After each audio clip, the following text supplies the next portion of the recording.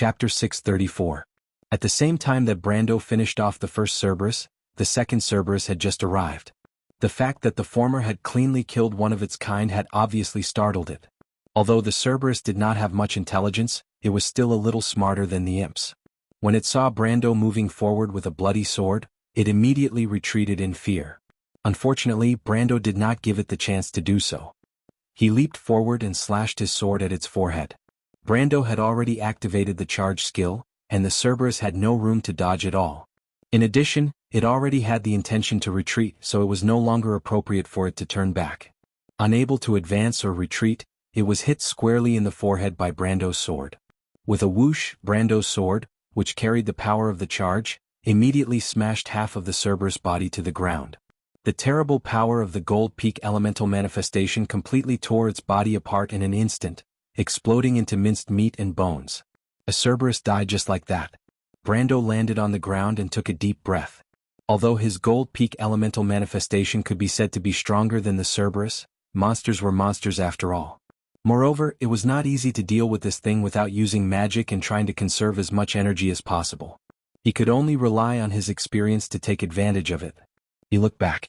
Nicholas and the Holy Cathedral Knight of the Holy Cathedral of Fire had just killed a Cerberus each. There were not many Cerberus to begin with, and now more than half of them were gone. However, this did not mean that the pressure on them had lessened. The remaining knights were already struggling to deal with the hellhounds, let alone the Cerberus. In fact, it was already very difficult for them to deal with being surrounded by the imps. As soon as the hellhounds joined in, the Knights of Anthony immediately suffered heavy casualties. One after another, 4 or 5 knights were dragged off their horses by the hellhounds that had suddenly barged in. The others were too busy to save their own lives and had no time to save them.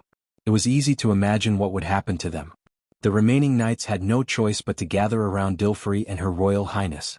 If it weren't for the old White Lion Lighter taking care of them, they would have been drowned by the imps in the blink of an eye.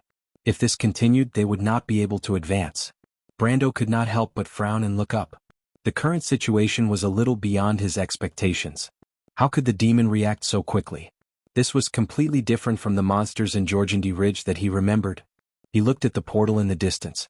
It was still more than 200 meters away. However, these 200 meters were like a natural moat to them. Mr. Brando, we have to find a way to kill our way out. Nicholas had obviously noticed the same problem and could not help but say loudly. Yes, but what should he do now? Brando looked around. They were surrounded by enemies. A clamor of screams shrouded each of them, and all he could see were fangs and claws. He felt that his heart had never beat so fast before, and his blood flowed faster just to make his mind clearer. Fortunately, he had found a way out in this desperate situation. He first considered Garlock, but then he shook his head.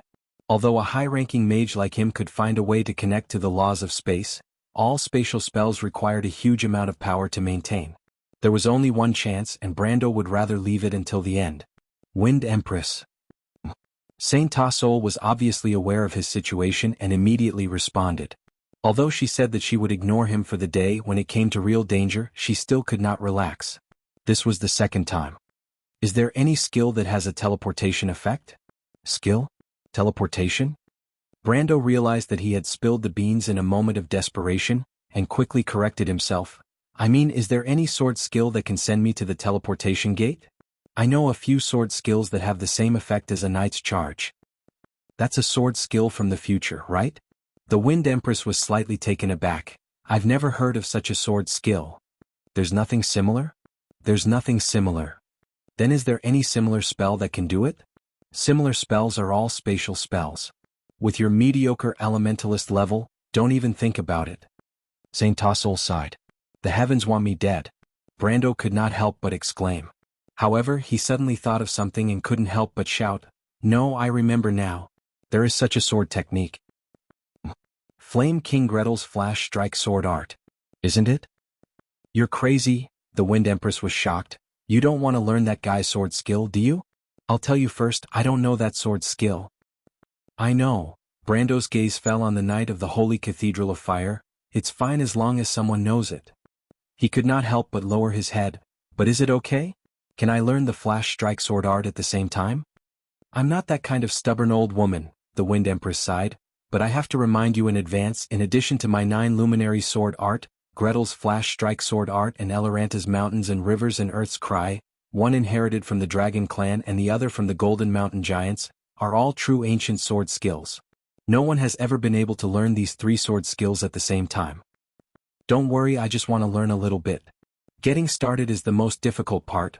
However, the elf seemed to suddenly remember the scene when Brando learned the 9 luminary sword art and suddenly stopped. You don't want to learn it now, do you? She asked in disbelief. I want to use it now. Brando had no time to explain. He cut down the hellhound in front of him with his sword. He pulled Amandina towards the Knight of the Holy Cathedral of Fire and shouted, Mr. Stephen. The Knight of the Holy Cathedral had not spoken much since he joined their team, but he did not say anything when the Shire made a joke about the Holy Cathedral of Fire. Overall, he left a good impression on Brando. Moreover, as a cruise man, the fact that he could fight for Erwin at this time was enough to make up for the mistakes of the Holy Cathedral of Fire, but it was enough to be admired. Moreover, Brando knew that the other party was different from him. This Knight of the Holy Cathedral was the kind of person who truly pursued his beliefs and ideals. Therefore, his tone was unconsciously much more polite, even if he did not have a good impression of the cruise people. The Knight of the Holy Cathedral was also dealing with a hellhound and looked back at Brando with a slightly startled expression. He did not have a bad impression of the young lord, at least the actions of the Knight Brando were enough to make him have a good impression of him. The key was that he and Wood did not participate in William's attack on the princess party, otherwise he would have held a grudge against Brando. He could not help but look at the young man with some curiosity. He did not speak, but his light blue eyes expressed enough obvious meaning. What's the matter? As you can see, we are ready to kill our way to the portal, but it seems very difficult now. Mr. Garlock has to be sold at the end, so I need your help. Brando did not have time to be polite and went straight to the point. The Knight of the Holy Cathedral nodded, meaning, please say it. At this time, more demons rushed up, and Brando had to fight and retreat with the Knight of the Holy Cathedral. At the same time he asked loudly, trying to suppress the screams of the damned imps, I remember that any member who becomes a Knight of the Holy Cathedral of Fire will be taught the most basic flash strike sword art, right? That is the sword art of the Flame King Gretel. The Knight of the Holy Cathedral paused and was almost injured. But he took a step back and stared at Brando warily. Don't get me wrong, I hope you can teach me this sword art. Amandina, who was holding Brando's hand tightly and leaning against Brando's side, could not help but let out an ah when she heard this. Of course, she knew what flash strike sword art was, but Brando actually made this request at this time and asked the other party not to misunderstand. At that moment, even she could not help but stare at Brando a little strangely. If this was not her lord and in front of outsiders, she would definitely be the first to ask what it meant. But the Knight of the Holy Cathedral did not seem to be surprised, and he pierced the heart of the imp who rushed towards him with his sword. At the same time he took another step back and for the first time he replied with a somewhat flat voice, It seems that the Lord should also know the secret of flash strike sword art, but do you want to use flash strike sword art to teleport to the portal? Brando nodded. The Knight of the Holy Cathedral was slightly stunned and looked at him as if he was crazy. But Lord, have you ever thought that flash strike sword art is not so easy to learn? Besides, you don't have the time to learn a new sword art now, do you? Under normal circumstances, this was indeed the case. Brando could not help but want to scratch his head. If he could, he would never act like a fraud in front of normal people. But the problem was that it seemed that it was not up to him to choose now. In comparison, being a fraud was always better than being a cold corpse. It doesn't matter. Mr. Stephen, my talent in swordsmanship has been outstanding since I was a child. Why don't you tell me the main points of flash strike sword art, just to satisfy my last curiosity? Brando could not help but sigh. This was simply outrageous, but the Knight of the Holy Cathedral believed it. He suddenly remembered Brando's identity, the grandson of Sword Saint Darius.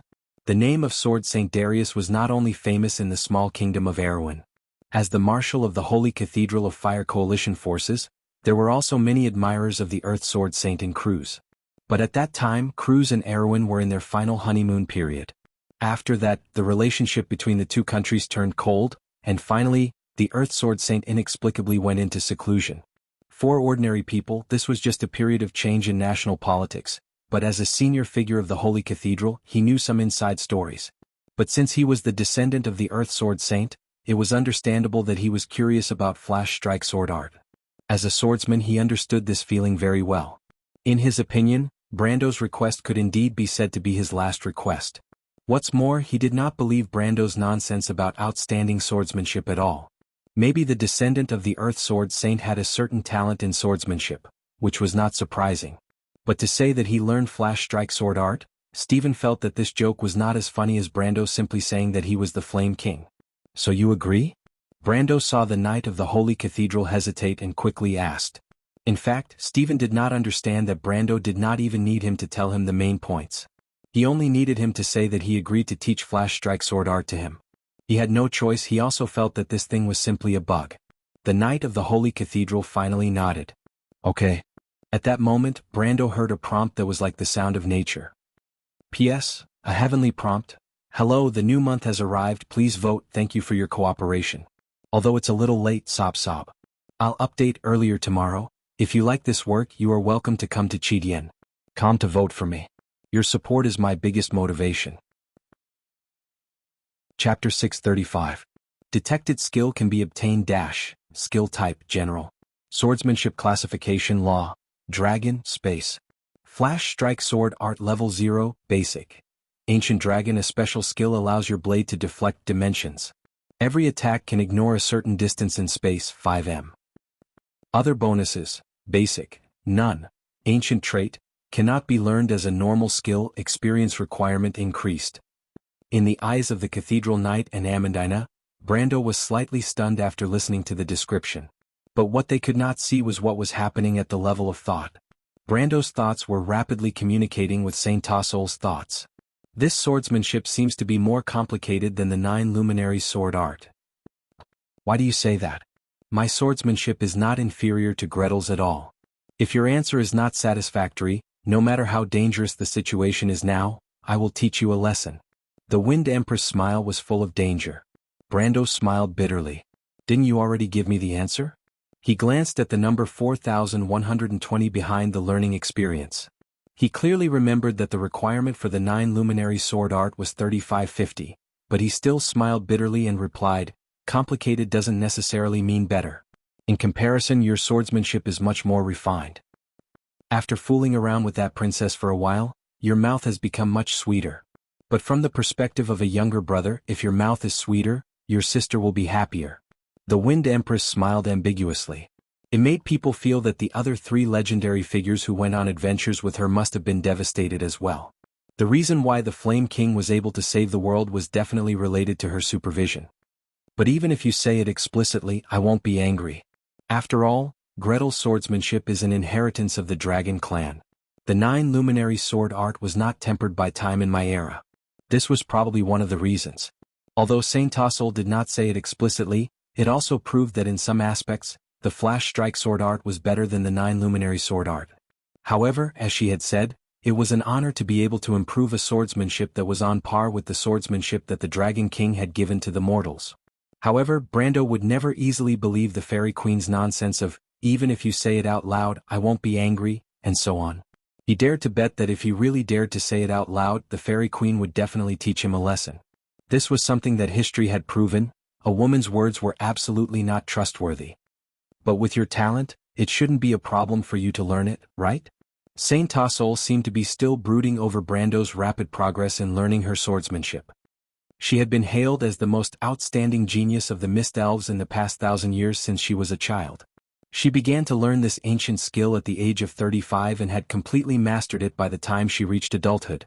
In the middle of the War of the Holy Saints, he personally improved the Moonlight Sword and turned it into a magic sword technique. Later on, it became known as the 9 luminary sword art. However, she was dismayed to find that compared to Brando, she, who could be called a monster, seemed to be just at the level of an ordinary person. Maybe I can give it a try. Brando replied. Maybe you can give it a try. The Fairy Queen snorted softly. Although the more outstanding the inheritor was, the more relieved she would be, but sometimes being too outstanding would also make others jealous. For Brando, the experience from the Book of Mavacart had basically been exhausted, but the remaining bits were enough to learn the basics of flash strike sword art. The speed of the communication of thoughts was not limited by the general sense of time, and the conversation between the two was completed in an instant. He came back to his senses and the pale green panel opened in his vision. Time seemed to have slowed down, and the demons behind the transparent interface were rushing towards him. He took the opportunity to block the other party's path. The last line of prompt on the retina had just unfolded. Detected that the skill can be obtained. Do you want to pass? Pass.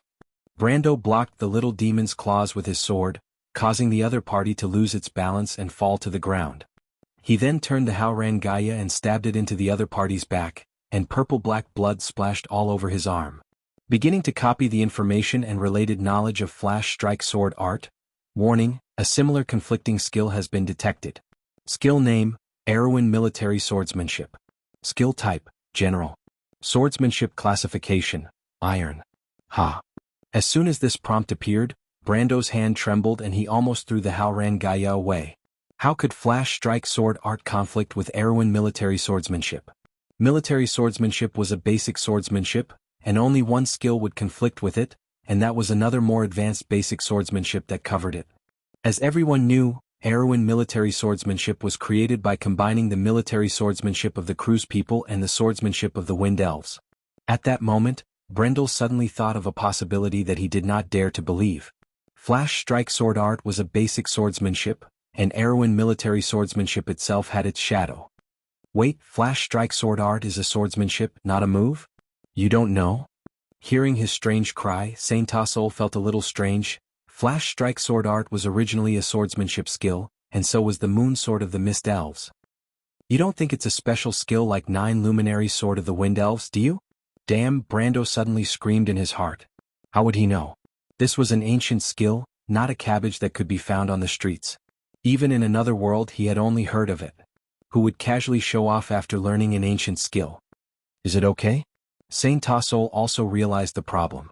She frowned and suddenly realized that she seemed to be blindly optimistic about Brando. Basic swordsmanship was different from special swordsmanship. For example, people with extraordinary talent in swordsmanship like Nine Luminary Sword Art could indeed learn at least a superficial set in a short time. But flash strike sword art was different. Basic swordsmanship was a swordsmanship skill. Without decades of hard work, it was difficult to achieve anything in it, and to be able to master it in one go was a fantasy. But the problem now was that Brando didn't seem to have a choice. Mr. Brando, flash strike sword art is the swordsmanship of the late king after all. In the thousands of years of history of the Holy Cathedral of Fire, no one has really learned it except for the Flame King. Actually, you don't have to force yourself. Stephen saw the change in Brendel's expression and thought that he would back down, so he hurriedly comforted him. Let Master Garlock prepare, we will make the final assault. In this situation, even if we can close a portal, it would be good. Who knew that before he finished speaking, he suddenly saw Brando in front of him had already swung his sword forward. As part of this entire attack, he and Amandina disappeared together. Stephen realized what had happened in an instant. He looked up in disbelief. It was only a moment of difference, but he had already missed the most important scene. He only saw Brendel's sword swinging down, and a large hellhound's head flew high into the air. But the hellhound was clearly a long distance away from them just a moment ago. This was impossible. Stephen himself also knew flash strike sword art. Although it was just a little bit, as part of this swordsmanship, he could make his blade cross the limits of space in a very short distance. In fact, most of the Holy Cathedral Knight knew this move, but they only used it in the last part of the sword's journey. In the eyes of others, it was as if the Holy Cathedral Knight's attack was 1 or 2 times faster than others of the same level. But compared to Brendel's performance, he felt like he could just bang his head against a wall and die. He repeatedly confirmed that he had only said a few words to the other party a dozen seconds ago. If he could, Stephen really wanted to slap himself and tell himself that it was all just a dream. But someone was more surprised than him. Brando, what are you doing? The Wind Empress screamed without reservation. Testing the sword. Brando replied matter-of-factly. He raised his head. The previous sword had advanced 5 meters and was about 300 meters away from the portal. From afar, the gathering of imps on the other side looked like a group of ants. Indeed, whether it was the basic swordsmanship or the special swordsmanship, there was a big difference for ordinary people. But it didn't mean anything to him. It was just a matter of how much experience he had to spend. Brando tried it. The previous sword did not consume much stamina, but it consumed a part of his mana. It seemed that the ancient swordsmanship was the same. They all required a certain amount of mana to support it, but the flash strike sword art required much less mana than the 9 luminary sword art. If he really wanted to compare, it was less than 1/10. After all, the latter was a genuine magic swordsmanship. But to say whether there was a difference between the basic swordsmanship and the special swordsmanship, to him, there was actually a difference. He wasn't the only one who noticed this difference. Sonorso, the Wind Empress, also noticed it immediately. "What's with the afterimage you left at the last moment?" The Wind Empress asked with some excitement. That was not an illusion. But at this moment, Brando was actually very excited, because the previous sword had confirmed his guess from the beginning. As everyone knew, the basic swordsmanship in the Amber Sword could provide bonuses to the special swordsmanship. So, as the basic swordsmanship, could the Flash Strike Sword Art provide bonuses to the 9 Luminary Sword Art? He immediately had the answer. He hugged Amandina tightly and drew his sword forward at the same time. His figure disappeared and reappeared again and again. Every time he disappeared, he would move forward a certain distance, 20 meters, 50 meters, 100 meters. Every time he flashed, there would inevitably be an additional shadow of Brando on the battlefield, attacking the enemies around him. The two swordsmanship that had shown for a time in history, at this moment, finally merged perfectly. "Wait for my good news." Brando roared in the middle of the battlefield. His whole body rose from the ground, and like a continuous afterimage, he quickly passed through the group of imps. Almost everyone on the battlefield saw this scene. The young lord suddenly began to accelerate, and the monsters from Georgindy Ridge quickly found that they could not stop him at all. On the contrary, their attacks often missed and landed on the opponent's afterimage. But the problem was that it was not a real afterimage. The imps were stunned to see that the afterimages on the battlefield all began to do the same thing. They raised their swords and then slashed forward with all their strength. Piercing strike. The huge sword pressure instantly penetrated a range of more than 30 meters, eliminating all obstacles. Whether it was the imps or the hellhounds, the terrifying storm instantly tore them into pieces. Wherever Brando went, it was like a storm had passed through, and it was already a mess. It seemed that in the blink of an eye, a path had been opened. To be continued. If you like this work, you are welcome to come to Chidien. Come to vote for me. Your support is my biggest motivation. Chapter 636. Brando understood that his goal was to use the special effect of the Flash Strike Sword Art to produce a displacement effect, not to kill the enemy. Therefore he was very purposeful and often aimed at those opponents who did not have much combat power. He locked onto the imps in the demon army from 20 to 30 meters away and beheaded them with a flash of his sword. At the same time, he used the 9 Luminary Sword Art to leave behind a phantom to perform a piercing attack. The demons soon became chaotic. Not all of them were inferior imps who lacked intelligence. The higher demons judged Brando's route of advance. They did not even need to judge the problem with their knees to realize that the damned human was going straight for the portal. They must not let him get what he wanted. The Longhorn demons at the back were the first to scream, calling their companions to stop Brando in the harsh language of the abyss. Unfortunately, the effect was very limited. In the words of the Lord of Hell, Lomoka, those imps and imps were worse than a pile of dog shit. This sentence was vulgar but quite appropriate. They could be confused by the orders of their own people and could not do anything to a swordsman who could teleport. However, as soon as the demons turned around, the pressure on the Knights of Lantern Island was lifted. Most of them had time to see what was happening on the battlefield. The knights soon saw Brando's feat and could not help but take the time to cheer in unison. Babada was not surprised by Brando's performance, but she could not help but feel proud. It wasn't because she was proud of the Dark Dragon, but because of her own foresight. Although there were many powerful witches in the Winter Country and none of the 12 pure-blooded witches had anything to do with her, who else would have the same foresight as her? The old witch did not even consider that the Dark Dragon would fail. It was just a group of lame-footed demons. She laughed shrilly like an imp and grabbed it, making it deaf and blind. The knight took the opportunity to pin it to the ground. Humans probably would not talk about night spirit with demons. However, Babasha didn't expect that Brando wasn't having a good time at the moment. Although the portal was right in front of him, he felt that his stamina and mana were decreasing rapidly. Using Piercing Strike, 9 Luminary Sword Art, and Flash Strike Sword Art, at the same time was a huge burden on his body. After leaping forward about 2/3 of the distance, Brando noticed that his muscles and movements were gradually becoming stiff, and his mental power was also unstable. He had to shake his head, trying to shake off the dizziness. After appearing above the demon army for the 10th time, Brando slashed down with Halran Gaia. The poor wretch below was still holding onto a bloody human calf. The pale skin was covered with bite marks, making Brando feel disgusted. But that thought only lasted for a split second, and Halran Gaia had already slashed towards the opponent's shoulder. The heavy blade cut into the rough purplish-red skin and muscles, and got stuck in the spine with a click. The poor wretch was directly pressed to the ground and snapped into two. Even the bones directly cracked and pierced out from under the skin, turning it into a mess of flesh and blood. This scene looked spectacular, but it made Brando's heart tighten. In theory, this slash should have cut off the opponent's muscles and bones, beheading it cleanly just like before.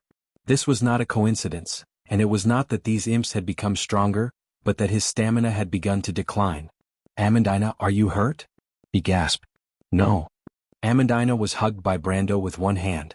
For a moment she didn't know if she was afraid or nervous. In fact, it wasn't that she hadn't imagined such a scene when she was alone, but it was definitely not like now. Being in the middle of the demon army, the noble lady had no time to daydream, and she didn't even dare to look at the situation outside. Because she was afraid of seeing Brando fail, she was so scared that she closed her eyes tightly. She probably had the mentality of, if we're going to die then we'll die together. No, at least I'll be at ease if I die in front of that person.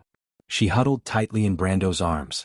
When Brendel asked her, her mind was in a mess and she shook her head. "That's good." Brando also breathed a sigh of relief. In his imagination, advancing courageously and unstoppably in the face of thousands of enemies would be incomparably heroic, but when it really came down to it, he realized that it wasn't the case at all. There was no pleasure in being surrounded by enemies at all, only a cold sweat dripping from nervousness. His palms were already wet, and the pressure of impending death was like a dense forest of swords and thorns. The slightest mistake would result in eternal damnation. What would happen after death? Brando had thought about this question when he was still a teenager in the other world, but most mortals would only come to the conclusion that it was a fruitless endeavor. Only when the aura of the Grim Reaper truly approached did he truly feel the bone-chilling coldness of the other world. There was no point in discussing the topic of death because after death there was only nothingness. Brando knew that he wasn't sure if he had the time to regret it before he died. But at least he still wanted to live.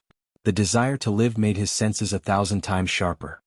He swung his sword at the corpse that was like a piece of rotten meat, and the attacks of the surrounding demons became traceable in his eyes. Brando raised his head, and his gaze swept across the other side of the battlefield, where he found a guy who was retreating. "It's you." "Brando, be careful." Amandina closed her eyes, completely unable to judge the situation around her. The one who spoke was naturally the Wind Empress Saint Tassel. The Wind Empress reminded him, "Be careful of the warlocks over there." Brando turned his head, and he also saw that the warlocks were standing by the teleportation gate casting spells at him. To be honest, he was not a wizard and he knew little about the world of mages. But fortunately he was at least a player. There was a joke. If players represented a world, then wizards represented at least half of the world. As an enemy of half of the world, Brando couldn't distinguish every spell's hand gestures and incantations, but the desire to live seemed to sharpen his memory at this moment. Dimensional anchor. Brando felt the hair on his back stand up, like a cat arching its body. His eyes were frighteningly bright at that moment. Brando didn't have time to explore whether the Flash Strike Sword Art's ability to distort dimensions could avoid the judgment of Dimensional Anchor's ability to block all teleportation effects. He wasn't a research maniac and reality didn't allow him to have a second chance. He immediately activated his charge skill without any hesitation. Just as the circle of white light appeared above his head, he stepped on a few imps and rose up from the demon army. Like a beautiful turning line, he pierced through all the spell effects. The warlock's attempt was completely futile. The eyes of the witches who were lucky enough to see this scene were frighteningly bright. Other than the rebirth of the Darkness Dragon, which other 20-year-old young man had such terrifying combat experience? This was not a duel between swordsmen, but a perfect example of using swordsmanship to break spells. Not everyone had such experience.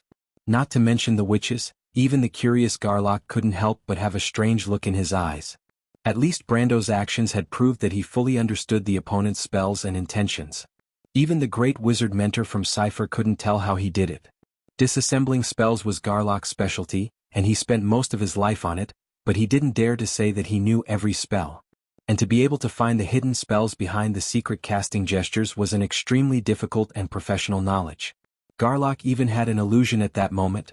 Perhaps this young man had a better future as a wizard than as a swordsman. He had completely forgotten that even in terms of swordsmanship, Brando was also a genius. After Brando penetrated the range of Dimensional Anchor with charge, he once again performed Flash Strike Sword Art in midair. Flash Strike Sword Art had completely absorbed the experience of Erwin's military swordsmanship and had risen to level 4.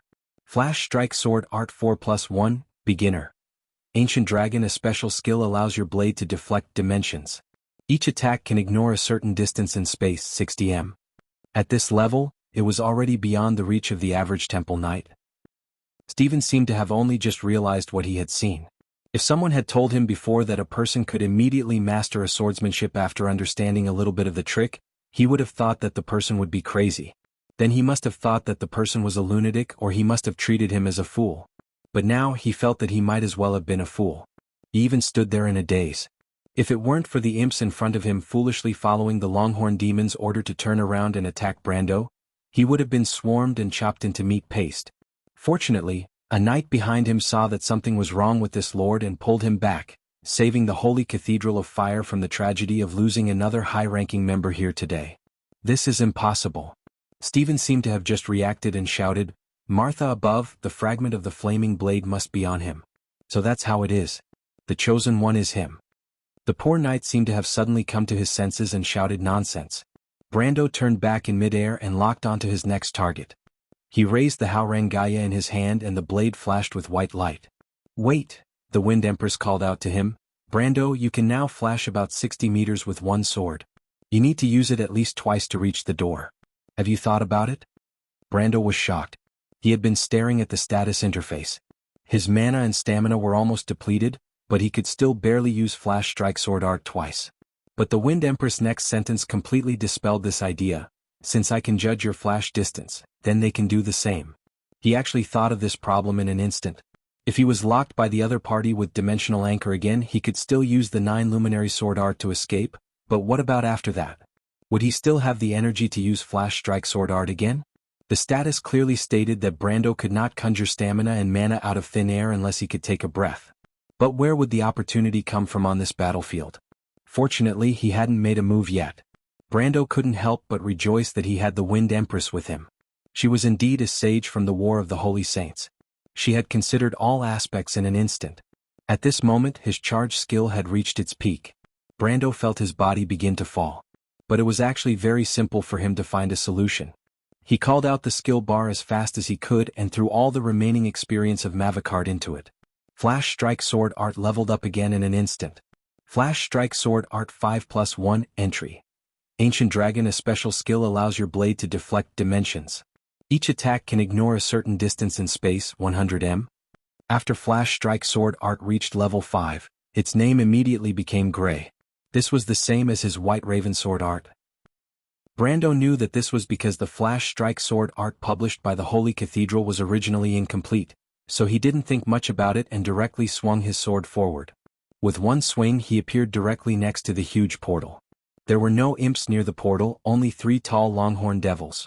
Brando suddenly flashed above the middle Longhorn Devil and slashed down with his sword. But the Longhorn Devil seemed to have a premonition.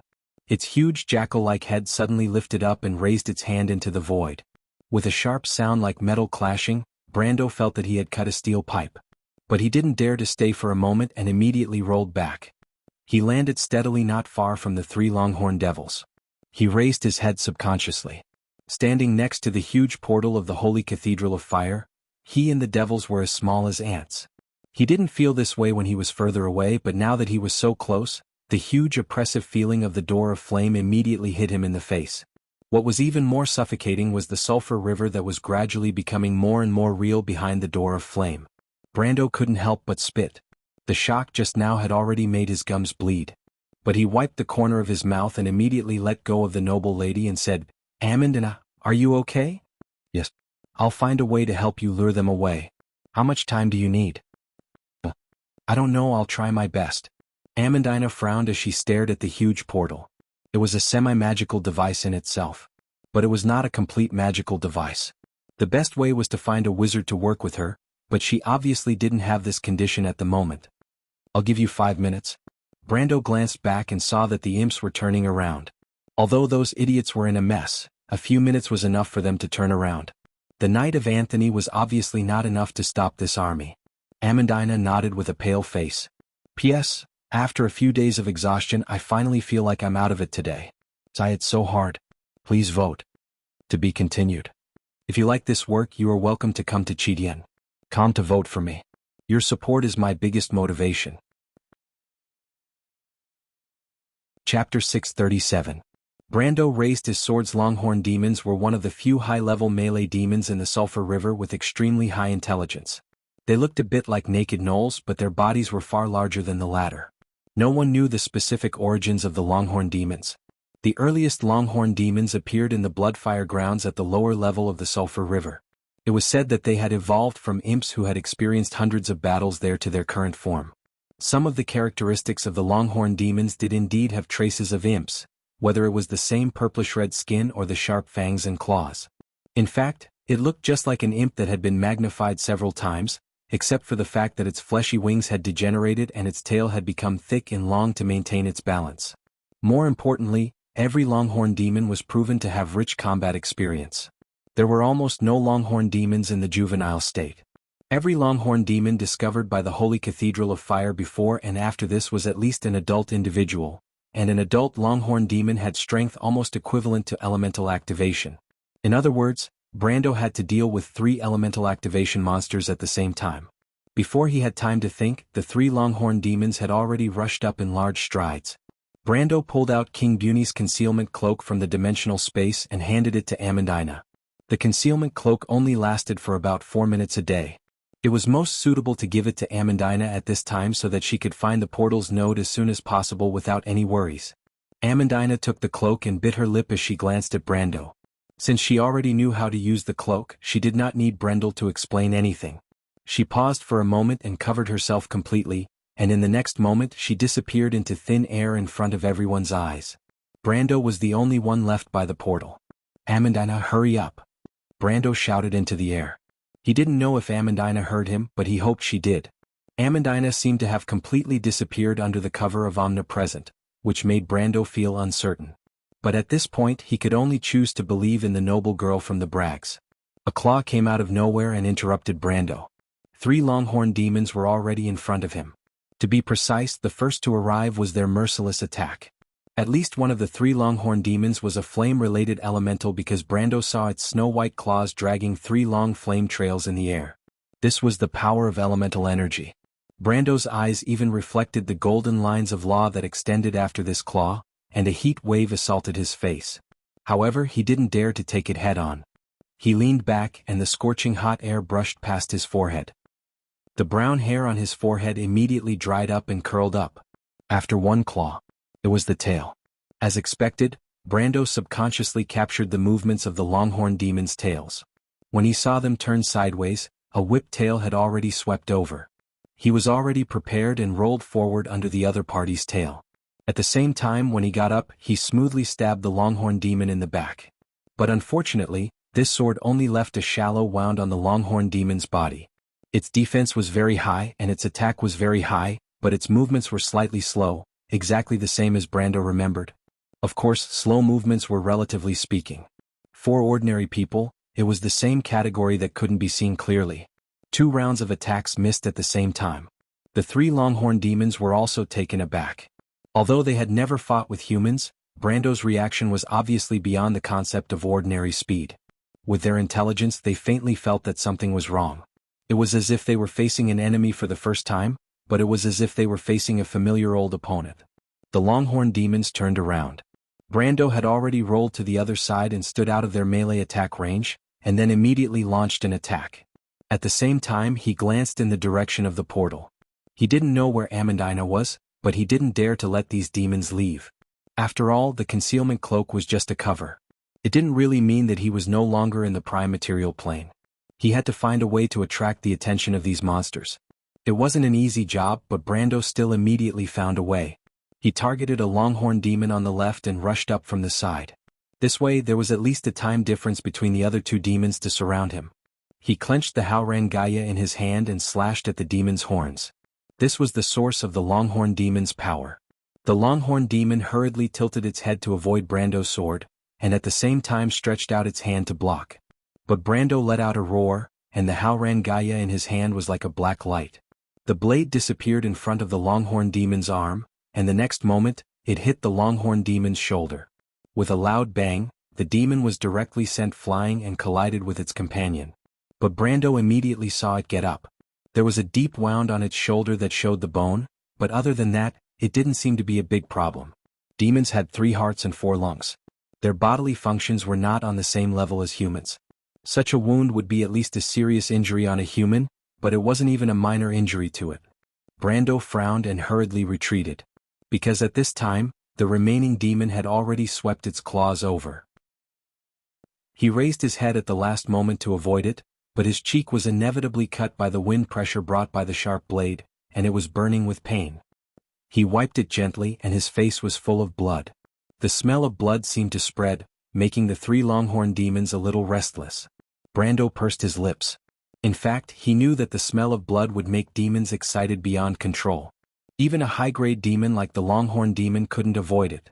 Demons in a frenzied state were more difficult to deal with than usual, but at least it ensured that their way of thinking would not be dominated by reason again and go back to find trouble with Amandina. Brando carefully calculated the situation as he retreated. Now, everything was still under control, but there were still unstable factors. He gritted his teeth and decided to light a fire for the other party to completely eliminate all future troubles. A big lizard that shed its skin, is that all you've got? He mocked in a contemptuous tone. This sentence was actually a line that the dark elves of the underground world often used to ridicule the longhorn demons.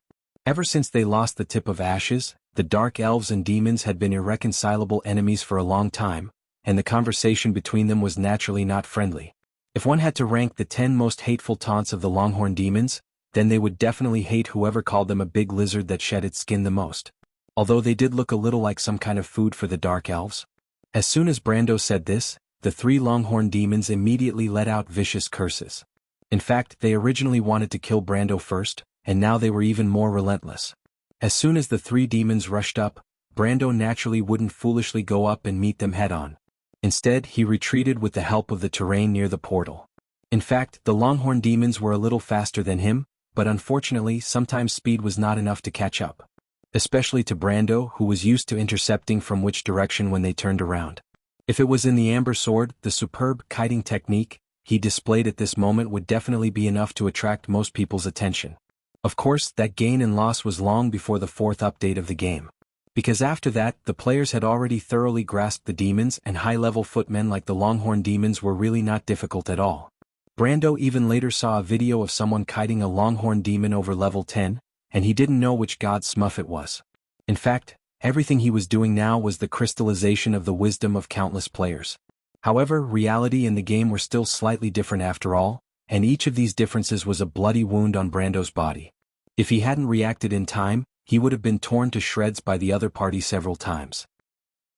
To be honest, not to mention the cards of fate, if he had any one of fanaticism, 9 luminary sword art, or flash strike sword art, he was confident that he could take on one of the longhorn demons without breaking a sweat. He wouldn't be at a disadvantage even in the face of 3 demons. But unfortunately he had nothing now, and even his physical strength quickly entered a state of fatigue. Fortunately, he still had the unyielding talent. Otherwise, the negative effects of the fatigue state alone would be enough to make him regret it immediately. Brando began to circle the portal 3 times, his left arm was clawed, his back was hit, and his whole body was covered in blood. However, he also tried to fight back a few times, but unfortunately the longhorn demon's skin was too thick. He estimated according to the method in the game at most, he took off less than 1/3 of the opponent's HP. Besides, the demon's self-recovery was extremely strong, and they might have recovered quite a bit by now. In less than a minute, Brendel began to feel the pressure on him increasing exponentially. There was still no news from Amandina's side, and on the other side, Nicholas didn't seem to be able to get close for a while. He estimated that he would have to hold on for at least another minute. But this minute was enough to kill him. He couldn't go on like this. Brando suddenly turned his head and stood by the portal. The longhorn demons pouncing from behind hurriedly stopped. High intelligence also had this disadvantage, they at least knew what they couldn't hit. Although the portal wasn't so easy to break, who could guarantee it? If it was a hellhound with low intelligence, it might have pounced and directly knocked Brando into the portal. But unfortunately, the longhorn demons didn't have the courage. If it weren't for the portal, Brando would have been dismembered dozens of times. He took a step back and subconsciously searched his chest to see if there was anything he could find to save him. But this search only made him feel a dagger. He was slightly startled before remembering that this thing was something he practiced alchemy with. To be honest, it really wasn't of much use on such a battlefield. But Brando still took it out and threw it at the demon. The longhorn demon couldn't help but be startled when it suddenly saw Brando make a move. It hurriedly dodged to the side, but then it saw that it was just an ordinary dagger. It couldn't help but scream in anger. On the other side, Brando laughed. He didn't expect this stroke of genius to unexpectedly help him. Once again the demons pounced on him. Brando retreated again and rolled backward. Another dagger was thrown at the Longhorn demon. This time the demon didn't fall for it no matter what. It blocked with its hand and directly sent the dagger flying without even breaking its skin. Brando immediately threw out a third dagger. He had made a lot of daggers like this when he practiced. Of course, the materials used in the later works were more ordinary, and even far less powerful than the first one. This way the dagger he threw was no threat to the demons, and it was purely a naked mockery. In just a moment the Longhorn demons were so angry that they almost went crazy. They were only a few feet away from Brando. Two Longhorn demons had even circled around to one side, ready to block Brando's retreat, and the remaining one had already pounced with a roar. Brando threw the dagger again. The dagger hit the demon's chest. It didn't even look at it before it was ready to knock the thing away. To be honest, this thing was similar to a child throwing a handful of sand at it. As long as it didn't hit its eyes, it was worthless no matter where it was thrown. But this time, it just touched the dagger and felt that something was wrong. First of all, the touch was slightly different. It subconsciously lowered its head and was surprised to see that Brando didn't throw a dagger at all, but some kind of deformed cone-shaped object. Although the Longhorn demon had extremely high intelligence, it couldn't figure out what it was for a while. But it didn't need to figure it out. Because in the next moment, a terrible pain came from its chest. The Longhorn demon saw the magic power disintegrate on its body, and its huge body shattered as if it had collapsed. The dark magic power surged out and directly formed a black hole. In an instant, it screamed and completely pulled it back. It was pulled back to the underground of the Sulphur River. For a time, only the last scream of the demon was left in the heavy rain. Even Brando was shocked. What he threw was naturally the terrifying god-slaying magic breaking all. But he didn't expect that for the existence of the demon's projection on the main material plane, this thing would not only directly disintegrate its power, but it even negated its existence. Brando, who witnessed all this with his own eyes, looked up, dumbfounded. For the first time he understood why this thing was called a nuclear weapon by the players at that time. The guy holding this thing did have the potential to be a terrorist. But there were two more. Brando subconsciously wanted to get up from the ground. But the bones in his body hurt as if they had fallen apart. Even he didn't know if the other party would give him a chance. Probably not, the Longhorn demons weren't fools. P.S. I'll continue to beg for monthly votes. I'll roll and kneel and beg everyone to spend all kinds of votes. Spend as much as you want. Spend as much as you want. To be continued. If you like this work, you're welcome to come to Chidien.com to vote. Your support is my greatest motivation. Chapter 638. It was raining heavily, and the black hole dragged the Longhorn devil that had pounced on Brando back into the Sulphur River before turning into a line and completely closing the portal. The remaining two Longhorn devils struggled to get up from the ground, and Brando also stood up from the mud. At this moment, Amandina's shout was suddenly heard. "My lord, the first node is directly above the portal, and the other two are on the pedestal." The noble lady was a little excited. Brando's heart settled. Amandina's speed was far beyond his expectations, faster than he had expected. He immediately ordered the Shire through telepathy. The Shire, the connection points of the portal and the law of space are directly above the portal and on the pedestal on both sides. "I got it." The Shire turned back and relayed the order to Garlock, who was beside him. The Lantanailan Knight immediately surrounded them, and the two mages, one old and one young, raised their hands at the same time. Two beams of cyan light pierced through the rain, crossing the entire battlefield and hitting the portal. It was like two dazzling spears, and where the spears hit, the portal's halo immediately emitted the most dazzling light. The light rippled like ripples in water, and the golden-red portal trembled, and the light immediately dimmed. Just a little more. The two Longhorn devils were shocked. If even one of the portals was destroyed by these humans, who knew how much time it would take for the rest of the army to arrive at this port? They could completely imagine their souls being extracted by their lord and tortured for eternity because of their dereliction of duty. Devils took pleasure in causing pain, but this pain was not so wonderful when it came to themselves. The Longhorn devils were completely awake, as if the smell of blood on Brando's body was no longer so attractive to them. They immediately turned around and pounced on the Lantanailan Knight. 300 or 400 meters on the battlefield was just a blink of an eye for these elemental-activated monsters, and there were no countless imps and hellhounds in front to stop them. If they wanted to, they would definitely be able to stop the Shire and Garlock before they released their next spell. But how could Brando let them do as they wished? He had been trembling here for half a day just to buy time. He immediately activated charge and shot towards one of the Longhorn Devils like an arrow released from a bow. Brando aimed at the guy's back and slashed straight. The devil did not dare to take it head-on and had to turn around and sweep the blade in Brando's hand away with its claw. But with this stop, it was completely entangled with Brando. Brando's Long and Garlock took a few steps forward and slammed the devil with the hilt of his sword. The Longhorn Devil snorted and took a step back. Brendel closed in step by step, pulling back his sword and slashing horizontally at the other party's lower abdomen. Garlock locks back as if Garlock its Garlock lock as if Garlock it of the lock. Its claw was aimed straight at Brando's heart. In its opinion, if the other party did not retreat he would die, and it would at most be seriously injured. However, it felt that Brando was probably not that stupid. After fighting with this human for more than a dozen rounds, Brando left it with the impression that although he was weak, he was very cunning. And what made it even more fearful was the other party's secret weapon, the thing that could banish them back to the Sulphur River.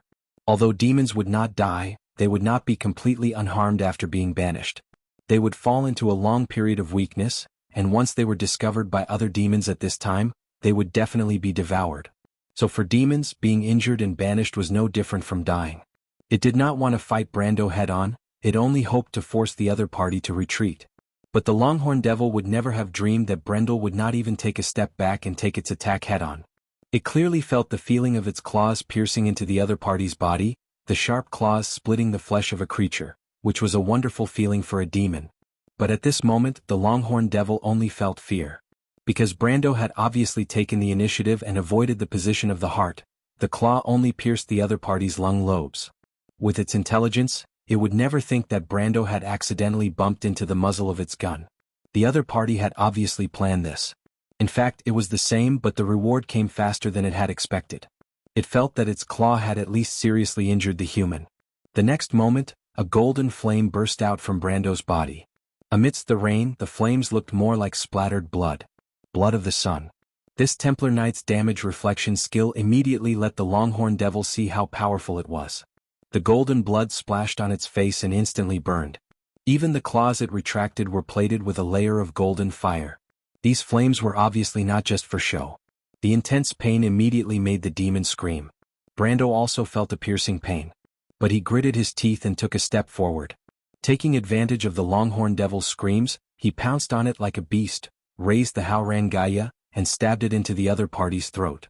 The demon's screams suddenly stopped. Then another black hole appeared in front of Brando. This black hole also dragged the demon's body back, then turned into a line and completely closed. Brando knelt on the ground as if he had lost all his strength, as if the pain had just returned to him. The rain washed his open wounds, causing him to gasp in pain. Amandina hurried to his side and hurriedly put the Giant King's cloak on him. "My lord." "Well done, Amandina." The corners of Brendel's mouth twitched as he replied. Even so, he did not forget to reach out and pick up a relic left behind by the Longhorn Devil before it fell into the rain. It was a silver cylindrical object, and Brando did not recognize it for a moment. But it was a demon's relic after all. If the Knight of the Holy Cathedral of Fire saw it later, it would not be so easy to take it for himself. After all, carrying a demon's relic was a bad reputation. Brando did not want this detail to attract attention. To be honest, he already had a lot of bad reputations. Wood even specifically asked him about the Heaven's armor before. To be honest, the Wind Spirit spiders were not Heaven's armor at all, but the Holy Sword technique itself was ambiguous. But he did not expect to pull on his wound when he grabbed it. He almost screamed and did not get that thing. Instead, Amandina picked it up. "Let me help you with this kind of thing. You should at least pay attention to your own body," Amandina said a little angrily. Brendel glanced at her and suddenly realized something. His heart skipped a beat. On the other side, the only surviving Longhorn Devil was not so lucky. In fact, it had just rushed out 2 steps when a flame suddenly rolled in front of it. Its own element was fire, but it couldn't help but scream when it saw the golden flame coming at it. One was the fire of elemental activation, and the other was the golden flame of elemental enlightenment. The difference between the two was not too big. The flame separated the countless little demons and completely devoured them. It was in front of it in an instant. It immediately wanted to turn around and run, but it was too late. A long sword stretched out from the flame and stabbed straight at its throat. The Longhorn Devil desperately mobilized the lines of law around it to stop it, but in a confrontation above the elemental level, the most powerful element was actually the element of the same attribute but at different levels. The fire element of the demons was generally magma, and Nicholas' element happened to be the fire element that was almost similar to the Flame King Gretel's. As soon as the two flames touched, the Longhorn Devil's claws were instantly burned to ashes. Then in an instant the golden sword burned a hole in its throat. A third black hole appeared in the heavy rain. At this time the Shire and Garlock were ready to cast the next spell. Another beam of light pierced through the long night. This time the beam of light hit right above the already dim teleportation gate, and a dazzling golden halo instantly exploded on the teleportation gate. Almost all the creatures in the surrounding area witnessed this scene. In the hills near the coast, the animals hiding in the bushes stared at the golden halo in the sky in horror. It seemed to spread out in an instant, sweeping across half the sky and then disappearing into nothingness. It was not just in the area of Ampere Seal. Even on the battlefield near Fort Bunuo, some people noticed the explosion. The golden light that lit up half the sky could not escape people's observation. The soldiers on the battlefield only froze for a moment before realizing what had happened, because everyone knew what they were fighting for this time. Even in such a fierce battle, the cheers could not help but resound through the sky for a moment. Medusa Lasmika and the Tauren Lord Stark beside her turned their heads at the same time to the north of Ampere Seal. The light from the explosion made their faces look pale. Behind them, the three huge heads of Messica, the King of Chaos, showed dissatisfaction at the same time. The head on the far left, which looked like a goat's head, sniffed the air with its nose. There was a hint of blood in the rain. The space is shaking violently. There is one less portal in the north. The humans are attacking us from behind. Is this how Valabar treats the Lord's trust? The three heads spoke at the same time. The head that looked like a lizard was more calm, the goat head looked very shrewd, and only the human head had a tyrannical look on its face. Messica, the King of Chaos, was a famous lord in hell, but his biggest enemy was the Dark Elves. Compared to them, Valabar, the King of Cunning, had done more research on humans. Almost all the demons sent to deal with the human warlocks belonged to him. However, few demons liked the Lord who was as weak as a wizard. Legend has it that he was a human when he was alive. Unlike Messica, Messica was born in the Sulphur River tens of thousands of years ago and had chaotic blood flowing in his body. Medusa Lasmika did not dare to answer. Messica was not in the mood to listen to their answers. In fact, the behemoth suddenly moved, and its whole body became translucent. In the next moment, it had completely disappeared. He went over. Lasmika was relieved. Should we go and take a look? The Tauren Lord still looked frightened. Lasmika gave him a cold look. Idiot, our mission is here. To be continued. If you like this work, you are welcome to come to Chidien. Come to vote for me. Your support is my biggest motivation. Chapter 639. As soon as the Longhorn Demon died, the unrestrained imps immediately scattered in front of the blazing sacred swordsman Nicholas. This was not beyond Brando's expectations. The demons from the Sulphur River underground were not a qualified army to begin with. They were chaotic, selfish, bloodthirsty, and cruel. They were not necessarily willing to fight for the benefit of the whole. Compared to them, the imps in particular would rather slaughter unarmed civilians. At this time, the Knights of Lantern Island finally fought their way out and joined up with Brando. The Knights suffered heavy casualties, almost everyone was injured, and more than half of them were lost. In this state they did not collapse. It was purely Brando's godlike attack that injected a strong dose of confidence into everyone. However, casualties were expected. What really excited them was the door of flame that turned into countless sparks and scattered in the heavy rain. No one could believe that they did it. In fact, it was Brando who did it. Nicholas stepped forward and pulled Brando up from the ground. At this time, Brando's injuries had mostly recovered with the help of the holy water. However, the holy water did not help the weakness after blood loss. He supported Amandina and glanced at everyone, seeing that everyone's faces were full of trust. Master Garlock, now teleport us to the portal near the seaside, Brando said. Garlock glanced at him. Not everyone had such courage in the face of danger. He had seen many examples of nobles who had never been to the battlefield boasting, but once they were on the battlefield, they were scared out of their wits. Those battles were far worse than today's scene.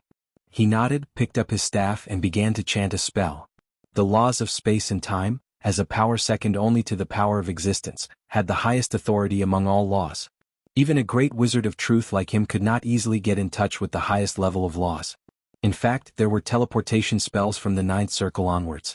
The elementalists called it the Bridge of Four Realms, and the wizards of the law called it deflection teleportation, but this was actually a trick.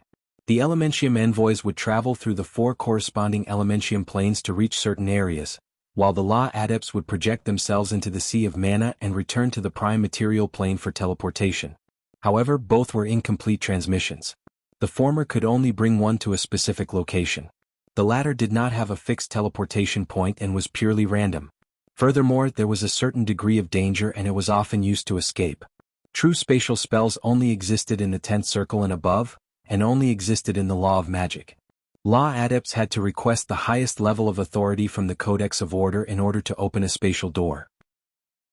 This process required a huge price to pay, and for the adepts, this was a huge consumption of mana and stamina. Moreover, spells of the 10th circle and above all had a special characteristic, which was that not only would they consume mana, but they would also burn the upper limit of the mana pool. The maximum limit of the mana pool could only be slowly recovered through limited means. Usually, the best way to recover was time. That's why you wouldn't see a high-grade wizard repeatedly casting a level 10 spell by drinking mana potions. This was also a form of punishment for mortals who asked for power beyond their control. However, it was only for mortals. As far as Brando knew, the silver races could ignore the punishment of spells below the 13th circle. Just like the adepts of Buga could cast 13 circle spells like mortals casting spells below the 10th circle, the golden races did not have this restriction at all. Therefore, the Flame King's Flash Strike sword art could only be passed down to the golden races like the dragons. It could never be created by any other black iron or silver race. However, in addition to these romantic fantasies and legends, there was also a famous rumor in the Amber Sword. It mentioned that the golden races died out because of excessive use of spells. Therefore, some people believed that this punishment of the highest law might actually be a protective measure for the black iron race. Of course, Brando had no way of knowing the truth. However, he knew that once Garlock finished casting this spell, he would basically be no different from a cripple.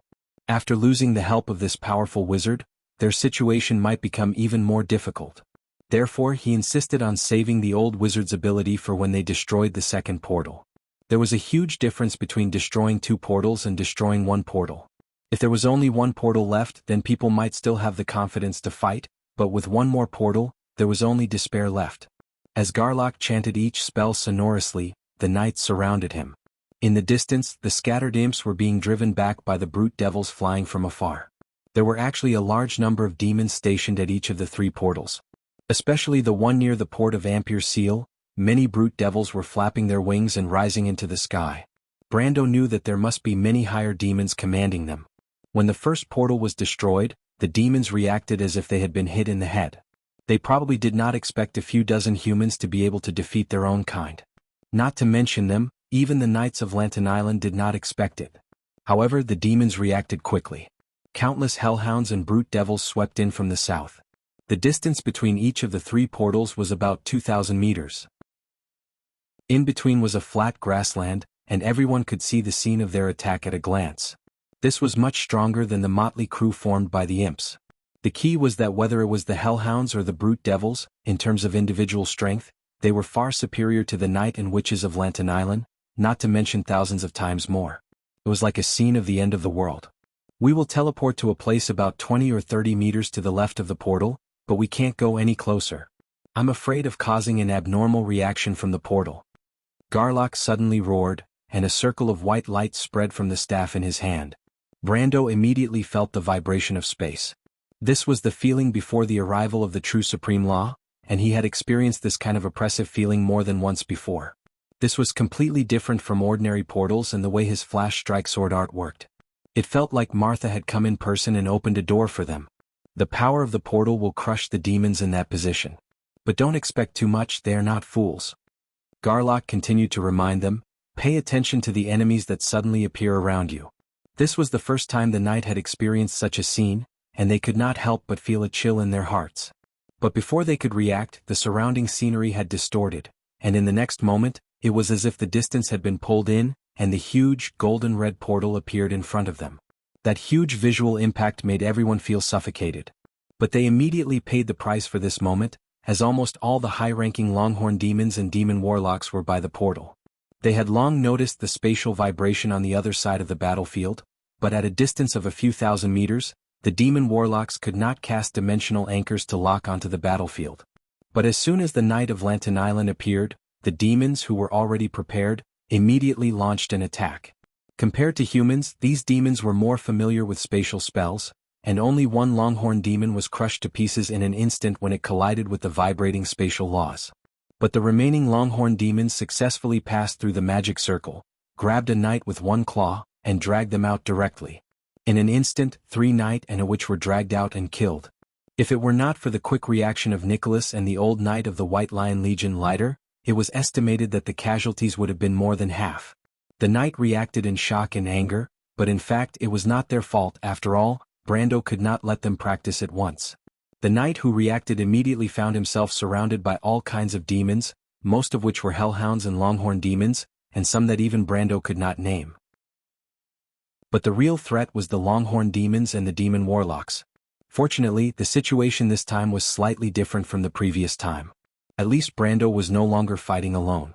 With the great swordsman of Flame Blaster, the old knight of the White Lion Legion, and a knight of the Holy Cathedral of Fire to deal with the longhorn demons, Brando directly focused his attack on the demon warlocks.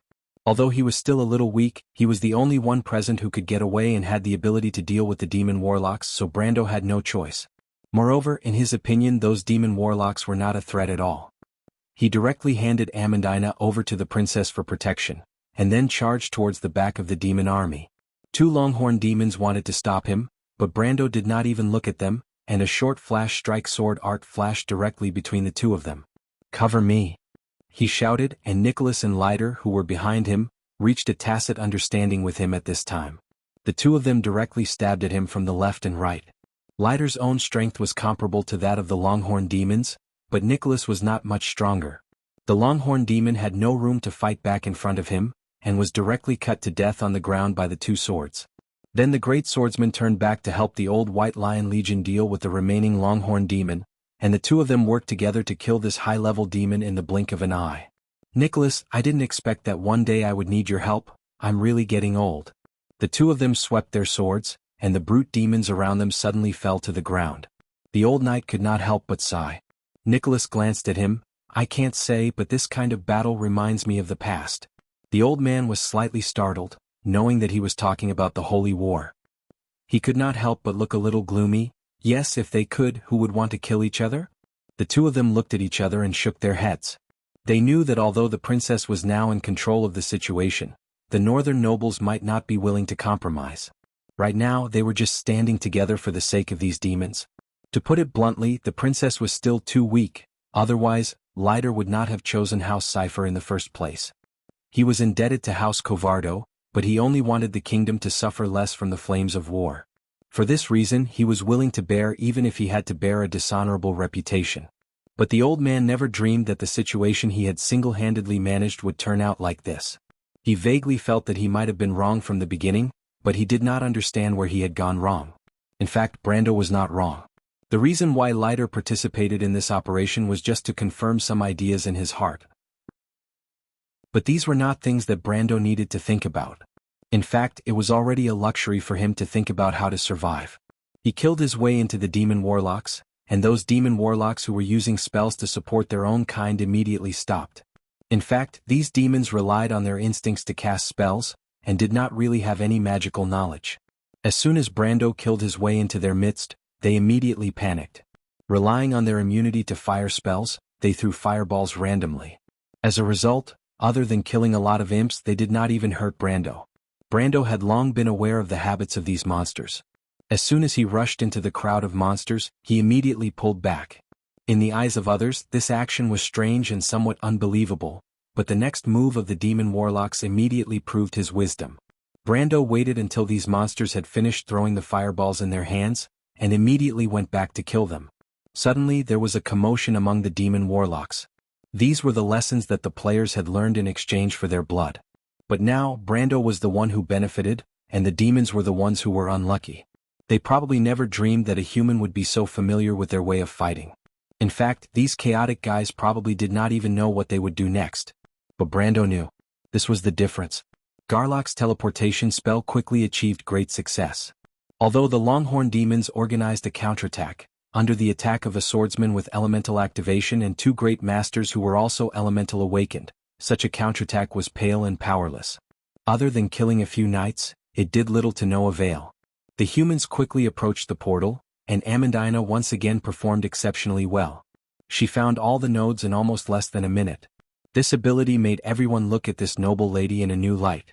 Although Wood had already explained to them the characteristics of the Door of Flame, the connection point between the portal and the law of space was not fixed. To find this thing, one needed not only magical knowledge but also a certain sensitivity to the flow of magic. In fact, sensitivity to the flow of magic was the most important talent of a wizard. From this point of view, Brando realized that Amandina seemed to have an extraordinary magical talent. But when he thought about it, people who could generally have a talent for magical equipment would more or less have some magical talent. And as a genius in this area, it was reasonable to have an excellent talent in magic. Soon Brando's idea was verified, and Garlock saw Amandina's talent at a glance. In fact, he was full of praise. When they were looking for the 3rd node, the old wizard only gave a little guidance, and Amandina immediately found the location with a vague feeling. Such an ability, according to the words of the Seeker of Wonder, was a genius. Brando looked at the old man and was tempted to take in an apprentice. This was a good thing, but the prerequisite was that they had to return alive. The 2nd teleportation gate finally collapsed. Everyone couldn't help but cheer, but only Brando really felt the pressure double. He had exhausted almost all his means, but now there was still one more portal. It was 2,000 meters away. Countless demons were surging. Brando looked at the distance that was neither far nor close, and for the first time, the word, natural moat, appeared in his mind. To be honest, if he was asked now what way he could tear down the last portal, Brando could only answer this way: use perseverance, or wait for a miracle. To be continued. If you like this work, you are welcome to come to Chidian. Come to vote for me. Your support is my biggest motivation. Chapter 640. The overwhelming number of brute devils turned around in midair and flew towards the humans near the 2nd Door of Flame, like the shadow of a giant demon claw sweeping across the sky. Brando looked at this scene and couldn't help but think of the locust plague in Solanilan during the 2nd era of the Year of the Trade Winds. The locusts that covered the sky at that time were a true portrayal of today's scene. The 2nd Door of Flame was completely crumbling, disintegrating into fragments that melted into the heavy rain like countless golden butterflies dissipating one by one. Griffin stood in the rain and looked up at the scattered flames. A glimmer of hope rose from the depths of her eyes. The half-fairy princess pursed her lips and clenched her fists. But the remaining knight were still immersed in excitement. Their high confidence and morale seemed to make them disdainful of the situation on the battlefield for a while. Only Nicholas and Leiter had some doubts in their hearts. The 2 of them looked back at Brando. They knew very well that Garlock had basically lost his ability to cast spells. Now, if they wanted to get close to the 3rd portal by surprise, they could only see if this young man who brought about miracles could surprise them again. The heavy rain even masked the screams of the demons behind the curtain of rain. Brando stood in the rain and forced himself to adjust his expression. Although he had no confidence in his heart, he knew that he couldn't be pessimistic and desperate first. At least he couldn't let the others see his hesitation. We can only find a way to kill our way through first, he replied calmly. How do we kill our way through? The knight and Nicholas asked in unison. But unlike the knight's confidence, Nicholas asked sincerely. Although he and Brando were on different sides a few hours ago, he had no prejudice against Brando. On the contrary, he admired Brando's calmness when fighting the demons. There weren't many young swordsmen like Erwin anymore. He seemed to see his own era of swordsmanship in Brando, but Brando's achievements must be higher than his. The flame-haired swordsman, who was about the same age as Brando's father, was not jealous, only gratified. How do we kill our way through? For Brando this was a core issue. He raised his head and looked at the red tide sweeping over the green meadow through the curtain of rain. He could even feel a slight tremor from the ground. Including the witches and the others, there were only 20 to 30 people around him. Many of them were injured or had lost their ability to fight, as well as non-combatants like Amandina and Dilfrey. Even Brando himself would not believe that such a group of people could carve a bloody path out of the demon army. Using perseverance to defeat an opponent was just a joke after all. There was only one chance now. The giant King Buni's cloak still had about 30 breaths of time left, which was about 1 minute. The giant's cloak could accommodate a few people, But the problem was that 1 minute was not enough for them to travel from one portal to another. Although a distance of 2,000 meters was not considered far, it was still traveling through the demon army. Let's split into 2 groups. Brando thought silently for a while and finally answered. His purpose was simple. He would use one group as cannon fodder to attract the attention of the demons, while the other group would use Buni's cloak to escort Amandina and the Shire to the 3rd portal. He briefly described his idea and Nicholas and Leiter understood. The head of the old White Lion Legion thought for a moment and said, "This is indeed the only way now, but how does Mr. Brando plan to divide the groups?" Brando fell silent. In fact, he already had a plan in his mind. Due to the existence of the Giant King's cloak, the staffing of this group could actually be very simple. First of all, Amandina and the Shire must be included as the demolition team, and there must also be someone who could deal with the Longhorn demons at the portal. The best candidates in Brando's mind were Amandina, the Shire, Nicholas, Dilfrey, Her Royal Highness, Garlock and Sugar Jar. Of course, Brando did not deny that he had joined Her Royal Highness because of his own selfishness, but in any case if Her Royal Highness died here, then everything he had done before would become meaningless. In that case he might as well not come to Ampere Seal. Then history would proceed according to its previous trajectory, and there would be no demon invasion at all. Only by truly changing Erwin's future would everything that happened today, and the people who died, seem valuable. As for Sugar Jar and Garlock's reason for joining, it was even simpler. He would not let an unconscious little girl who had lost her ability to fight die. Besides, she had saved his and the princess's lives before. The old wizard, who had lost his ability to fight, had similar considerations. As soon as Brando shared his thoughts, the surroundings fell silent. Indeed, who would be willing to die? At least Brando himself would not be so willing. Because the meaning of this adventure was completely different from the previous one. This time their mission was to die. He raised his head and looked at the blurry faces of everyone in the rain. Just like in the Amber Sword, he looked at the faces of every like-minded comrade who left in the Crimson Canyon. "I'm sorry, but we have no way out," Brando replied. "I hope everyone will help me one last time. I don't want to lie. Today the best-case scenario is that we may win, and the worst-case scenario is that I at least hope to die with you." Brando did not think that he had the right to ask anyone to die for a certain purpose, no matter how noble the purpose was. Half of his soul came from modern times, and certain deep-rooted ideas had long been rooted in his heart, as if all people were born equal. At that moment, for the first time, he felt that the ideas of some players did not seem to be suitable for this world. Because he could not treat everyone as NPCs, they were living beings. Even though he was used to taking risks like a player, he didn't realize that this risk involved everyone. Her Royal Highness was not his princess, and Erwin was not his only Erwin. Perhaps he knew that all of this was right, but in reality he might not have the right to help others choose. Especially for these people who had lived on this land for generations, perhaps survival was the most important choice. It was not until this moment that Brando suddenly understood that this was not wavering, but an unprecedented maturity. If he wanted to give and gain, at least he had to learn to take responsibility first. In the face of real death, Brando finally understood this. It was not until now that he suddenly understood Leiter's thoughts. He could not help but look at the former commander of the old White Lion Legion. Leiter was also looking at him. There was only admiration in the old man's eyes. Leiter was also silent in his heart because the old man suddenly realized his mistake. If it was just to survive, then what was the need for this ancient kingdom to exist? Erwin's people were also descendants of the Flame King, and they left crews to fight against the tyranny of the nobles. If such ideals could not be maintained, then what was the point of Erwin's existence? Whether it was Brando in front of him or the young people of the White Lion Legion, they were all the best people in this kingdom. Their ideals were so similar that they should not be fighting each other. In fact, Brando had also miscalculated one thing. That is, this is Vaunt, not the world he originally came from.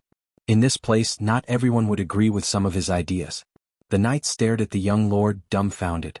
They really could not think of any need for him to apologize to them. The noble behavior shining here at this moment was enough for Erwin to rebuild the flag.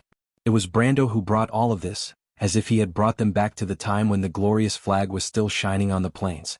What was wrong with him? Everyone truly felt such respect. Brando told them that it was not him who led them to become heroes.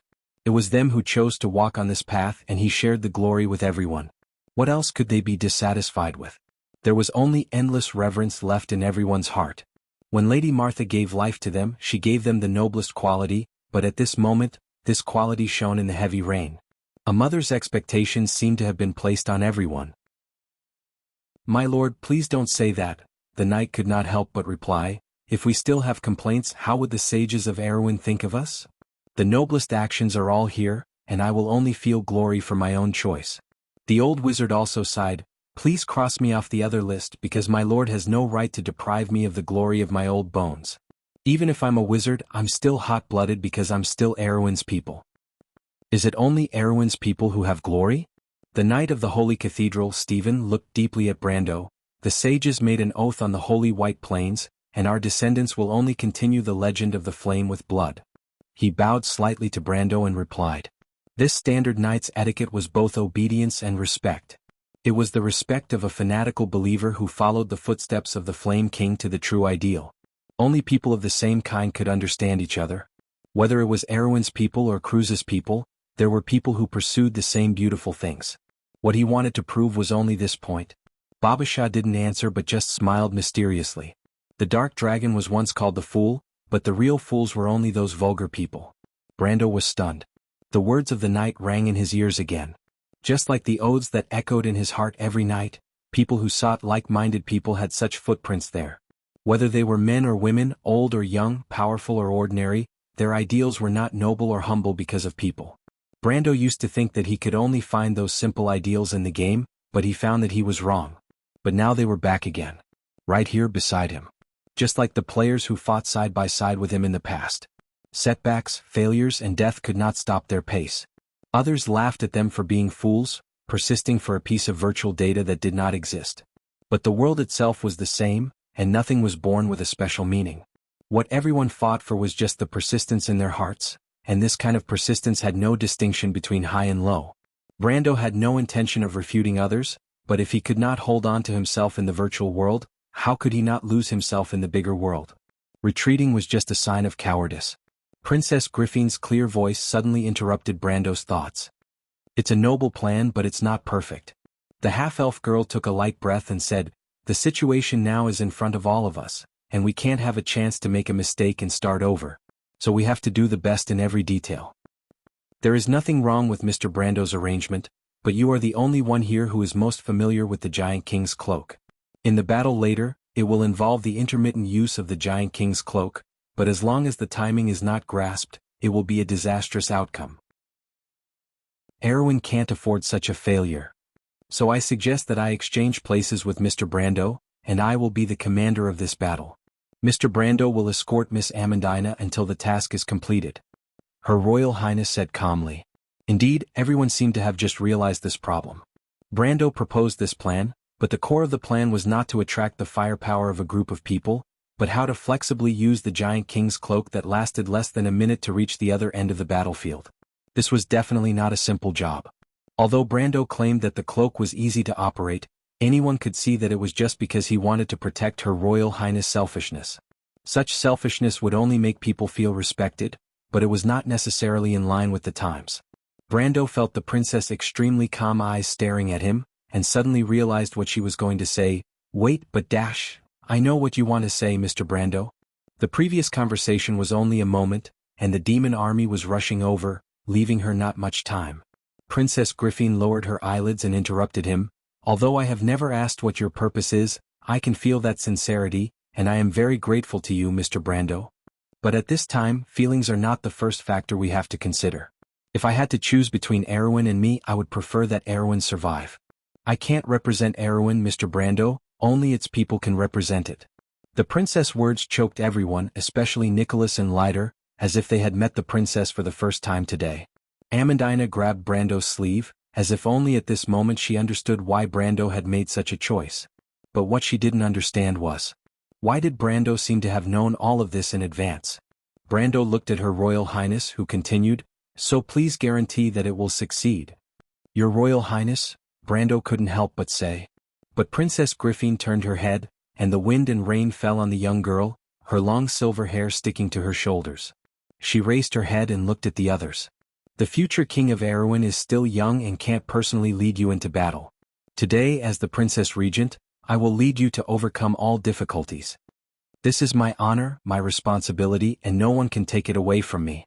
If I die here today, then at least let me say for the last time, Corvado's blood flows for Erwin. Amidst the silence, the knights suddenly shouted loudly, "My lord! Long live the princess! Long live the princess regent! Long live the kingdom of Erwin!" This voice echoed in the heavy rain, and Brando found himself unable to say a word. The words "Princess Regent" struck his heart like thunder and lightning. History coincided so wonderfully. In the same heavy rain, there was the same proud Her Royal Highness. Almost every word of the declaration had not changed. Her stubbornness were always so bright and shining. It was as if they had never faded from his heart. Perhaps this was fate, Brando thought. There's a problem with the FF network, so I'll update it on behalf of someone else. If you have any questions, please leave a message in the comments section. If you like this work, you are welcome to come to Chidian.com to vote for me. Your support is my biggest motivation. Chapter 641. There was no time to argue, and in the end the candidates for the two groups were quickly decided. Brando knew that he could not convince the princess, so he could only cast one last glance into the rain and then cover himself with his cloak. The princess took the spear from the knight beside her, cut a piece of the cloak with her sword, and tied it to the tip of the spear. Suddenly, the pattern of the crescent moon and lily fluttered high in the wind and rain. The knight looked at the flag representing Erwin, which was soaked by the rain. The thin team began to move forward. They had indeed attracted the army of demons. The hellhounds galloped forward in a line like a rolling red wave, facing the team of less than 30 people in the center of the battlefield and devouring everything in their path.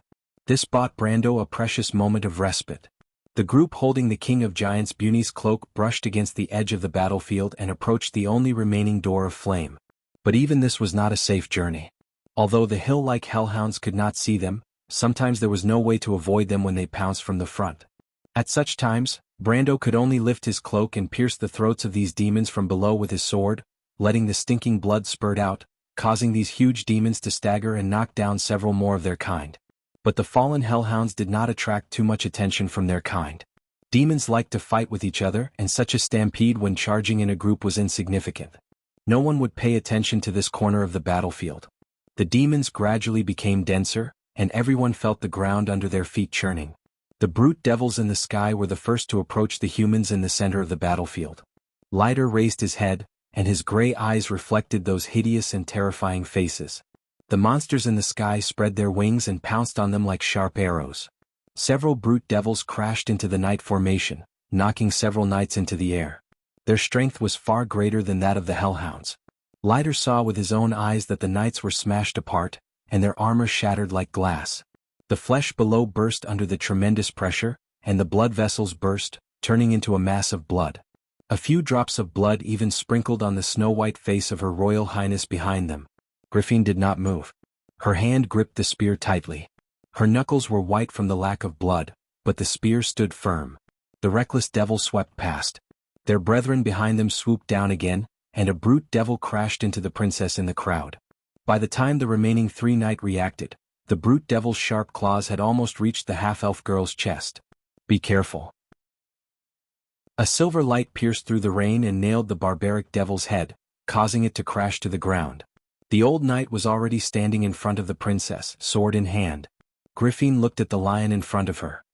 He had once betrayed the Covardo royal family, but she knew that he had never betrayed Erwin. "Thank you, Lighter. Princess, as long as you don't blame me for being a traitor, everything is my responsibility. I already owe my life to the late king, and now I'm using these old bones to repay it." Lighter sighed, "But my old life may not be enough to pay for my sins." "It's not your fault." Her Royal Highness's eyes shone with a cold light. "Someone will pay for this, and Brando will not let them go." Lighter knew that Her Royal Highness was talking about her powerful uncle, and he couldn't help but sigh again. He didn't expect Duke Cypher to be so crazy as to bring demons into this world. It was no wonder that Nicholas and Garlock would immediately switch to the princess's side without any hesitation. Only regret was left in his heart. If he had known this would happen, he would never have allowed the White Lion Legion to be his accomplices. But it was too late to say this now. Not to mention the young man, even the Holy Cathedral would never let Duke Cypher go. And the White Lion Legion was destined to lose their past glory. In fact, none of this mattered anymore. What mattered was whether Erwin could survive from now on, and whether their gamble with their lives would succeed today. A silver brilliance flew out from the old man's sword, and the silver brilliance was shaped like a crescent moon. The crescent moon moved forward and swept across the formation of the brute devils. The demons flying in the sky still maintained their forward posture, but their bodies had been torn apart, and pieces of their corpses crashed to the ground, bringing with them a foul wind and a rain of blood. What a beautiful white raven sword art, representing Erwin's most glorious past. Princess Griffin stared blankly as the dazzling brilliance disappeared into the rain, but was eventually swallowed up by the surging demon army. The brute devils had already taken to the air again. But the tall figure of the Hellhound had already appeared on the ground. Almost all of the Lantern Island Night had been wiped out, and the remaining witches were unable to protect themselves. Lighter and the crew's knights stood closer, ready to protect the last flag on the battlefield. When Brando looked back, he saw that the flag was still standing in the rain and had not fallen. A blue and white battle flag seemed to be the only symbol on this battlefield. Lightning flashed across the dark sky of Ampere Seals Bay, turning everything white. Brando looked back with a heavy heart. He understood that all hope now depended on him. If he could tear down the portal quickly, everything might still have a chance to be salvaged. Brando could not help but grit his teeth. They had already rushed through the first wave of demons, and there was less than half of the distance left. The demons on the battlefield had also thinned out a lot, and the intermittent use of the giant King Bunny's cloak had only taken less than a third of its duration. It seemed that victory was close at hand. Everyone could not help but quicken their pace subconsciously. The remaining third of the distance was crossed in a flash. After passing through the second wave of arrows, the defensive line formed by the Longhorn demons behind them was clearly visible. Nicholas pulled out his long sword. Without waiting for Brando's order, he rushed towards the superior demons like a golden red line.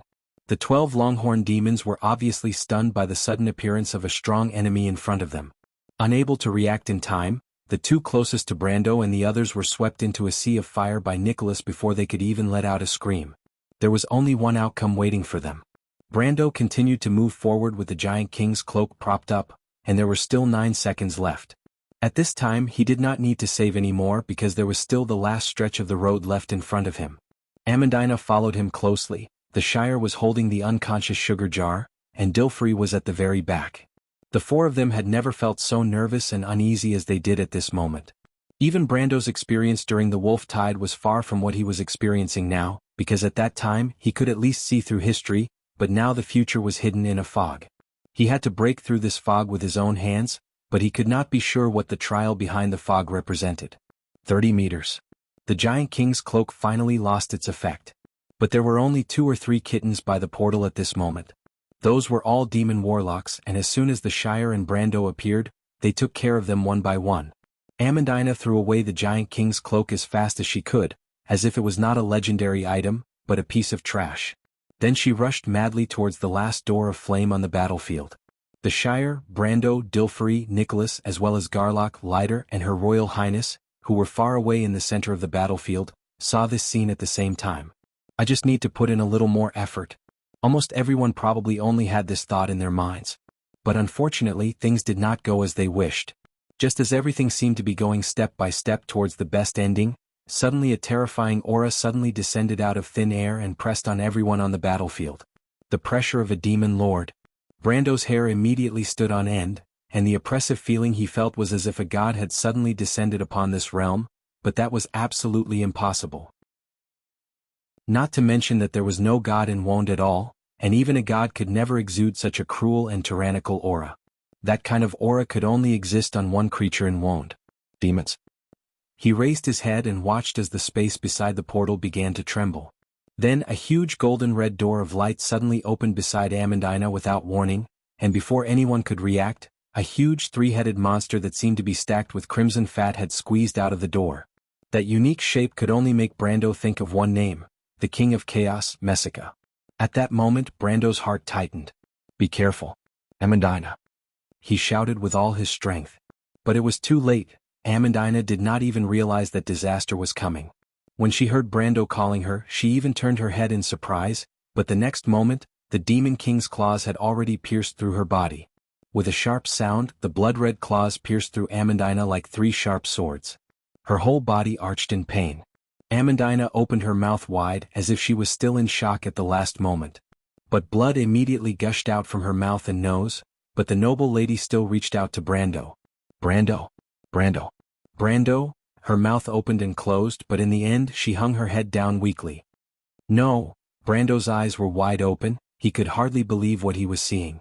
Although there was still a trace of delusion in his heart, hoping that all of this was just an illusion, delusion was delusion after all.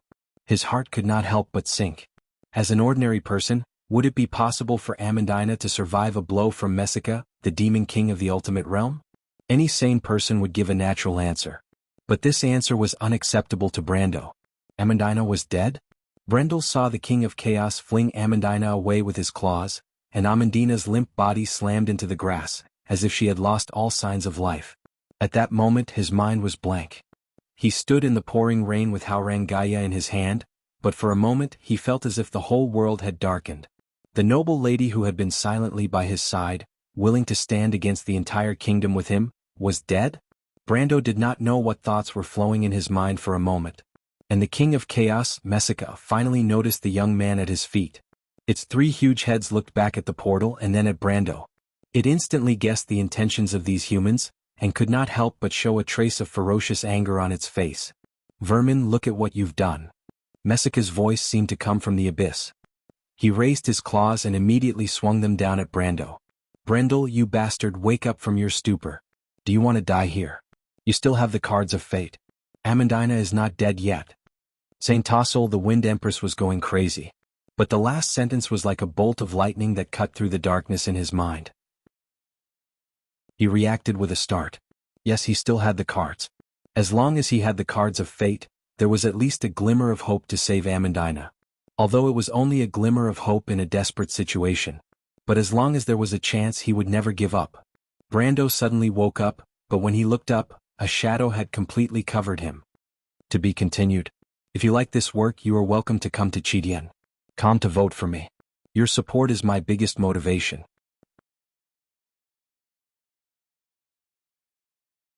His strength was close to the peak of the extreme realm, and such a small weakness couldn't make up for it. However, for the sake of peace of mind, Brando subconsciously leaned to the right. Was Messica's Messica. Messica's claw missed and he was furious. He had failed to kill a mere elemental awakened scum in one hit. It let out a roar and slashed across the ground of Messica. There was an explosive scream in the air. But at this time the Shire spell finally arrived. I make it impossible for them to pass through each other. The Law of Wall. The young wizard finished chanting the spell and pointed forward with his staff. A wall made of large and small transparent force field squares instantly appeared between Brando and Messica. With a crack, Messica's claws swept across the wall, and spiderweb-like cracks immediately appeared on the transparent wall. In an instant the wall collapsed and the force field squares shattered like glass. If Brando was really a player living in the first act of the game, he would probably be scared to death. The Law Wizard's Barrier was known as an invincible spell at that time. The only drawback was that both sides could not communicate, so it was only a pure defensive spell. But the force field wall was broken by brute force. That sounded like something that happened several versions later. It was only 376 years ago. Brando only felt his scalp tingle, but the Shire spell bought him some time. He hurriedly put aside all distracting thoughts and took this opportunity to roll to the side, barely avoiding the King of Chaos attack. Damned bug. Messica let out a roar. It suddenly felt that it had been fooled. A rat escaped from its hands again and again. It felt that if it couldn't deal with this little thing, it would become the laughing stock of the other demon kings when it returned. It lost all patience and raised its claws forward. Without any spell or ritual, dark magic surged out of its body. Brando and the Shire immediately felt that their bodies couldn't move. Demon Curse Bind? This spell could immobilize opponents of the same level for a second, let alone Messica using it on two rookies. If it wanted to, Brando and the Shire probably wouldn't be able to move their little fingers for half an hour. Apparently the King of Chaos thought so too. It reached out its hand and a force seemed to be born from the void, dragging Brando and the Shire in front of it. Messica looked arrogant, as if it wanted to see fear on Brando's face. You're overestimating yourselves. Next, I'll let you have a taste of what it's like to live a life worse than death, so that you stupid humans will know the consequences of going against me. Playing with people's hearts and spreading fear was the nature of demons, and the source of their happiness. Messica could almost see the guy in its claws trembling. But it was soon disappointed. Brando's eyes were only burning with anger, without a trace of fear. Amandina's death had almost pushed him to the edge of fury. He felt that some part of the dark power in his body was stirring. The fire of fanaticism burned his soul like a viper. He stared coldly at the stupid king of demons and replied in a cold tone, "You're the one who's worse than death, Messica." At this time, Dilfrey had already circled behind the king of demons. In fact, Messica had already noticed this human girl, but it could feel that Dilfrey had no power at all. She was just an ordinary person, so it didn't care about her at all. Although it didn't look back, it still saw the little girl nervously take out a devil armband. Messica couldn't help but feel a little amused. This ridiculous bug actually planned to use this thing to restrain it? It was a real demon king of hell. Not only would it not be restrained by this low-level thing, but it could also affect the holder of this thing. Messica decided to stop what it was doing and wait for the human girl to make such a low-level mistake. It wanted to turn her into its slave and trophy, and these rats would be in for a good show. Thinking of the cruel place, this terrible demon lord couldn't help but laugh horribly. It saw Dilfrey raise the devil armband. Although it had its back to the countess, there was still a sly smile on its face. But it couldn't smile right away. Brando sneered at this idiot. He knew exactly what the other party was planning. He had already calculated this point. This was the bad nature of demons. They derived pleasure from the misfortune of mortals. It was easy to change mountains and rivers but hard to change one's nature. They would never easily give up this depraved habit. What's more, for Messica now, there seemed to be nothing to worry about. As everyone knew, in addition to the inferior low-level demons in the Sulphur River, the superior demons were divided into many different categories. Above them were the demon lords and then the demon kings of the various realms. Messica was one of them. The relationship between superior demons and demon lords was a bit similar to the relationship between a knight and a lord, and the relationship between a demon lord and a demon king was like the relationship between a lord and a king. Of course, demons did not have a strict hierarchy like the human world, but it was not easy to become a demon king. Generally speaking, those who became demon kings were the best of the best after tens of thousands of years of fighting. Although the power of the demon kings was uneven, they had at least reached the extreme realm. With such power in front of a few insignificant humans, there was nothing to be afraid of. Messica definitely did not expect Brando's next move. Brando did not move, but the restrained state was not a silent state. At least he could still speak and shout. When Dilfrey raised the devil armband, Brando suddenly shouted, "Dilfrey, listen carefully. Dilfrey, listen carefully. This idiot's real name is Toys number 403157. You can find its mark in the boundless purgatory. Quick, cast a spell on it." The sly smile froze on Messica's face. The sorcerers who studied and dealt with demons knew a secret. Every demon born in the abyss could not be killed. They were another manifestation of chaos. Every time they were killed, they would only temporarily return to chaos and leave a mark. They would eventually be reborn from this mark. This mark was the true name of the demon and the source of their power. Every demon, no matter how inferior or powerful they were, had a unique name that belonged only to them. This secret could only be known by the demon itself, and it would not tell anyone. But in history there were still some demons who lost their names for some reason. These demons often ended up extremely miserable and were enslaved forever. Knowing the true name of the demon could command them to do anything. Although this saying among the evil sorcerers was somewhat exaggerated, it actually represented the truth in a sense. At least the shock in the heart of Messica, the terrible demon king of hell, could be described as overwhelming. The true name of a demon was the most private secret of every demon. Even in whispers and dreams, it would never be secretly leaked. But the problem was, Brando really said its true name. How did he know? If it was possible to change its faith, Messica would immediately want to seek refuge with Lady Martha. Then it would cry bitterly at the feet of the mother of all things, claiming that Brando was a cheat and asking Lady Martha to delete this guy's account or something.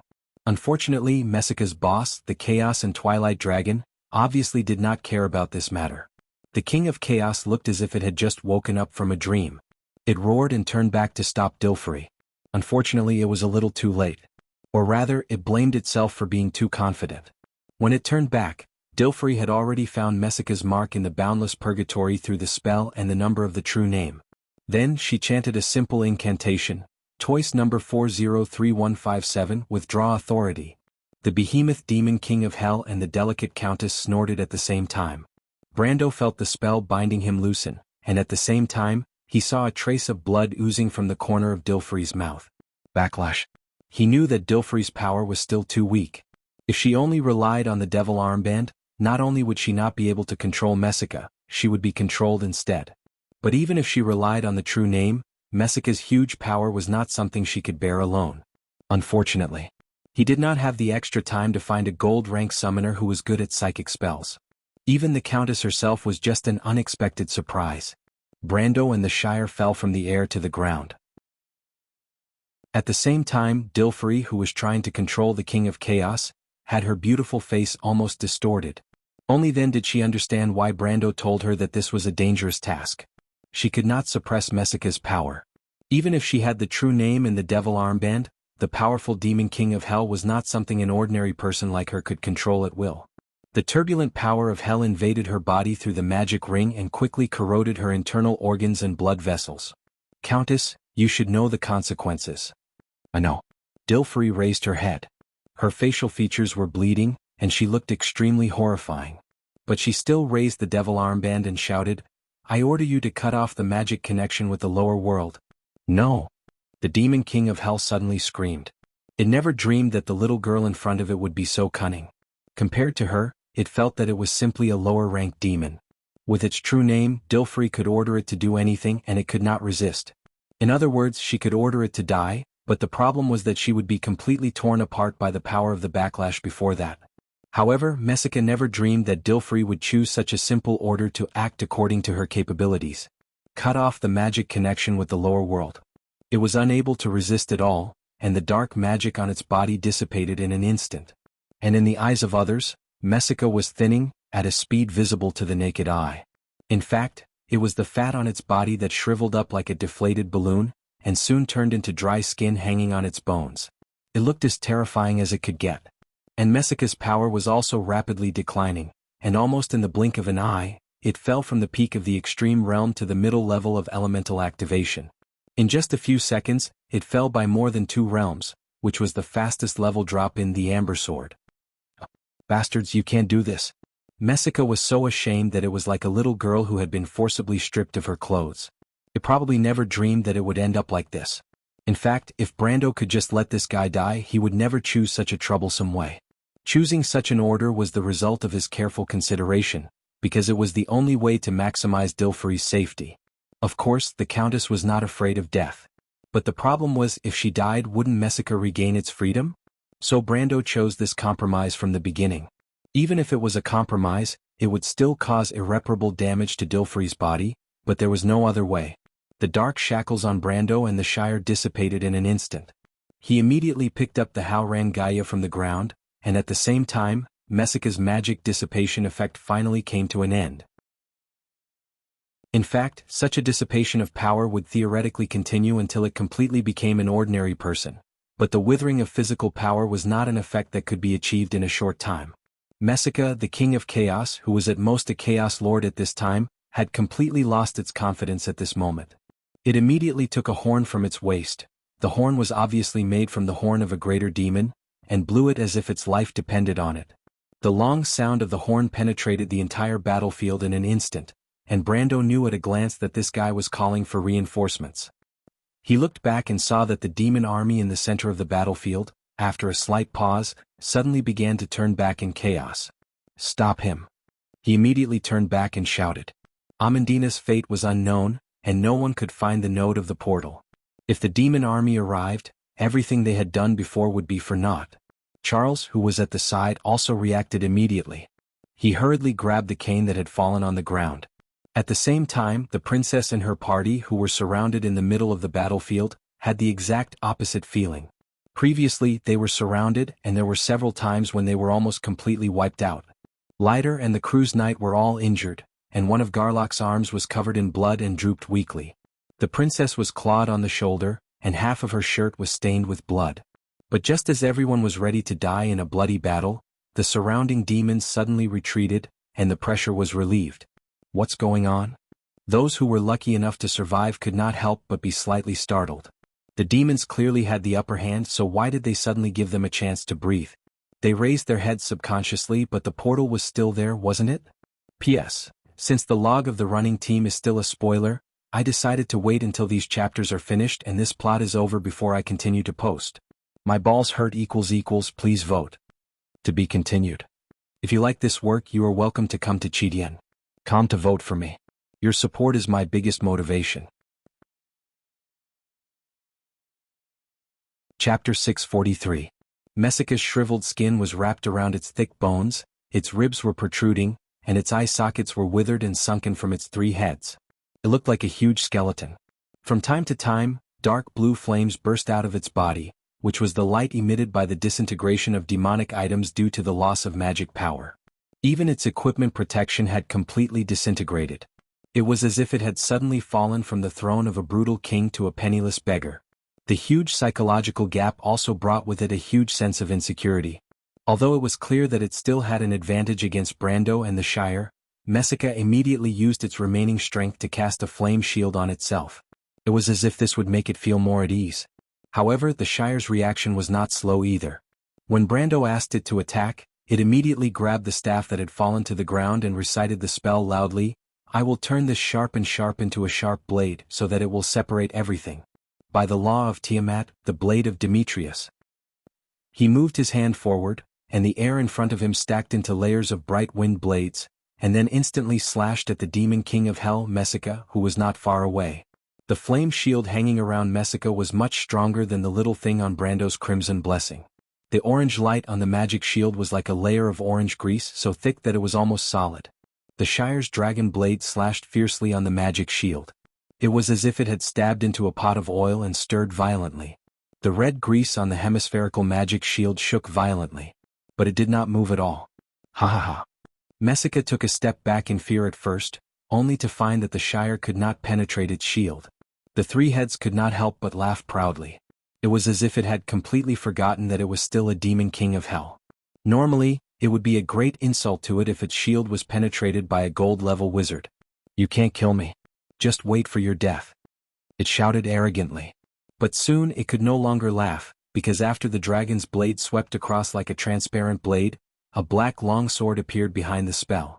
The slightly shining blade was like a thin silver line that parted the rain. The orange-red flame shield did not have any effect on the longsword at all. The longsword flashed through the air as if it was transparent, and it slashed right into the dragon's chest. A flash. Brendel leapt through the rain and opened up a 2-meter-long wound on the monster's chest with his sword. With a cold expression on his face, he pulled the blade down in mid-air. His movements were so skillful that it was as if he had completed the same move thousands of times in the amber sword. Suddenly, a purplish-red rain of blood exploded in the rainy night. Messica's laughter stopped abruptly and was replaced by a sharp scream, or rather, a howl. Ah dash! The scream immediately turned into a wail, and the huge body of the demon king of hell even fell back because of the impact. Brando landed steadily, and the huge demon king fell to the ground at the same time. But Messica obviously did not die. Although the wound on its chest almost extended from below the shoulder to the lower abdomen, it was so deep that the bone could be seen. The flesh split open on both sides, revealing a shiny obsidian-like gem inside. It was the dark magic stone of the demons, the source of their power. But this gem was now dim because it had lost its connection with the sulfur river. It was still waving its claws in the rain, trying to get up. The powerful vitality of the demons was undoubtedly revealed at this moment. The damaged muscles, soft tissues, and blood vessels were growing and healing at a speed visible to the naked eye. Some small fractures grew into new red scars in the blink of an eye. But Brendel was not going to give the Devil King a chance to fully recover. He immediately jumped onto the Devil King's stomach and stepped on its chest. At the same time he raised Haurangaya high up in the air. "No, don't." Messica finally panicked, and the 3 heads showed a look of fear at the same time. "You can't kill me. I accept that woman's slavery. What do you want? I can give you power and authority and everything you want." Brando was unmoved. "Ah, I know," it screamed like a pig being slaughtered. "I can help you resurrect that little girl." At that moment, the Wind Empress felt the psychological change in Brando. "Don't listen to its nonsense, Brando," she hurriedly reminded him. But Brando's heart was only slightly moved, and he immediately reacted. "Resurrect," he sneered. "It's turning into a demon, but Amandina doesn't need that kind of ending." The sword stabbed down. But it was at this moment that a cold light separated the rain and flew over. A silver light came from afar and hit Brando's downward blade. With a clear sound, the Haurangaya suddenly tilted to one side, almost piercing the magic stone on Messica's chest. "Ah!" The demon king of hell screamed again. Today was probably the unluckiest day since its birth. A dignified king of hell was like a pig hanging by a thread and being trampled on at will. But it could only blame its bad luck. Among the demon kings of the lower world, Brando knew the true names of the 7 lords of the upper hell who had been to the human world. This knowledge was meaningless in the previous world, because the 7 of them had already been killed by the 25-legged man, and no one knew when they would be resurrected. But here this thing had undoubtedly become its death sentence. Brando's sword was blocked, and he subconsciously took a step back. It was a dagger that was now stuck in the grass beside him. The power of that thing was amazing, at least at the level of elemental activation. Of course, it was not at Mesika's current level of decline, but at the level of a true mid-level elemental activation at its peak. Could it be a high-level demon? He shook his numb wrist and looked up, only to see an old acquaintance standing in the rainy night. The eagle swordsman, Devard. This guy was obviously not here to seek revenge. Brando immediately thought of the person behind him, Grand Duke Arek. He had almost forgotten about this guy, or perhaps it should be said that this guy seemed to have disappeared after leaving the Anderla Cathedral. But now this old fox had finally appeared. After he showed his last trump card. In the middle of the battlefield, the demons' offensive had weakened. In fact, the last few waves of their arrows had already begun to turn in the direction of the portal, leaving only a few hellhounds and brute devils with manic thoughts to continue to besiege the princess and her party. But they were no longer a threat. The strength of Leiter and Cruz's Holy Cathedral Knight was more than enough to block the attacks that had lost their power. They used their actions to teach these chaotic creatures the courtesy of the battlefield. The head of the killed demon was stuck on a spear. Those spears originally belonged to another group of imps. They should have been snatched from the coast guards at first, because the spears had the emblem and manufacturing number of Ampere seal on them. These spears formed a circle around the team. They are turning towards Brando. Her Royal Highness looked worriedly into the distance. We can't let them leave like this. But what can we do, Your Royal Highness of Erewhon? Stephen, a Cruz Holy Cathedral Knight, replied with a wry smile. Everyone was covered in wounds and exhausted. Most of the knights had been killed and only 2 or 3 of them were left. There were also a few witches who had been supporting the battle from behind, but they were of no use in such a situation. The witch named Babasha had also run off somewhere. Leave it to me. A muddy and heavy voice that seemed to roll out from the throat replied weakly. The one who spoke was Garlock, who was lying on the ground and gasping for breath. He was pierced by a spear in the previous battle and his hand was seriously injured. I may be able to cast a teleportation spell again. Although it won't be as far as last time, I can find a way to teleport you in front of them. But are you okay, Master Garlock? Her Royal Highness asked with some concern. Anyone could see that the old wizard was not in a good state. Fortunately. I have recovered a little strength and can cast it again. Garlock replied, Don't worry, Your Royal Highness. Then I'll leave it to you, Master Garlock. Princess Griffin nodded. Leiter suddenly walked over and patted the shoulder of the old wizard lying on the ground. Garlock glanced at the old lion of the kingdom. He shook his head and struggled to get up to get his staff. The knight beside him hurriedly helped him up. But Garlock the Wanderer gently waved his hand and pushed the others away. He picked up his staff and glanced at everyone one by one. Finally, he glanced at the portal that seemed to be far away in the sky. Then he began to recite the spell. It was a little difficult at first, but it gradually became smoother. The space began to tremble again. A familiar white halo spread out over the battlefield. But this time, there were no more demon warlocks to stop the spell from taking shape, because they had already turned into stinking corpses. The halo suddenly spread out in front of the demon army like a gate. The next moment, Princess Griffin and the others appeared on the grass. A moment ago, they were still behind the demon army and were left far behind by these chaotic creatures. But the next moment, they were blocking the path of the demon army. Everyone had a certain degree of resistance to teleportation spells. This time they were only slightly dizzy and came back to their senses. They immediately saw the approaching demon army, and everyone immediately turned around to face the incoming demon army. But it was at this moment that the princess suddenly realized that Garlock and the 2 seriously injured Anthony Knight had disappeared. Where are Master Garlock and the others? Princess Griffin asked immediately. He stayed over there, Your Royal Highness. His strength is no longer enough to teleport everyone. The 3 of them stayed behind after some discussion. Leiter sighed and replied. Her Royal Highness was slightly stunned. How could someone as intelligent as her not understand what he meant? But why didn't you tell me?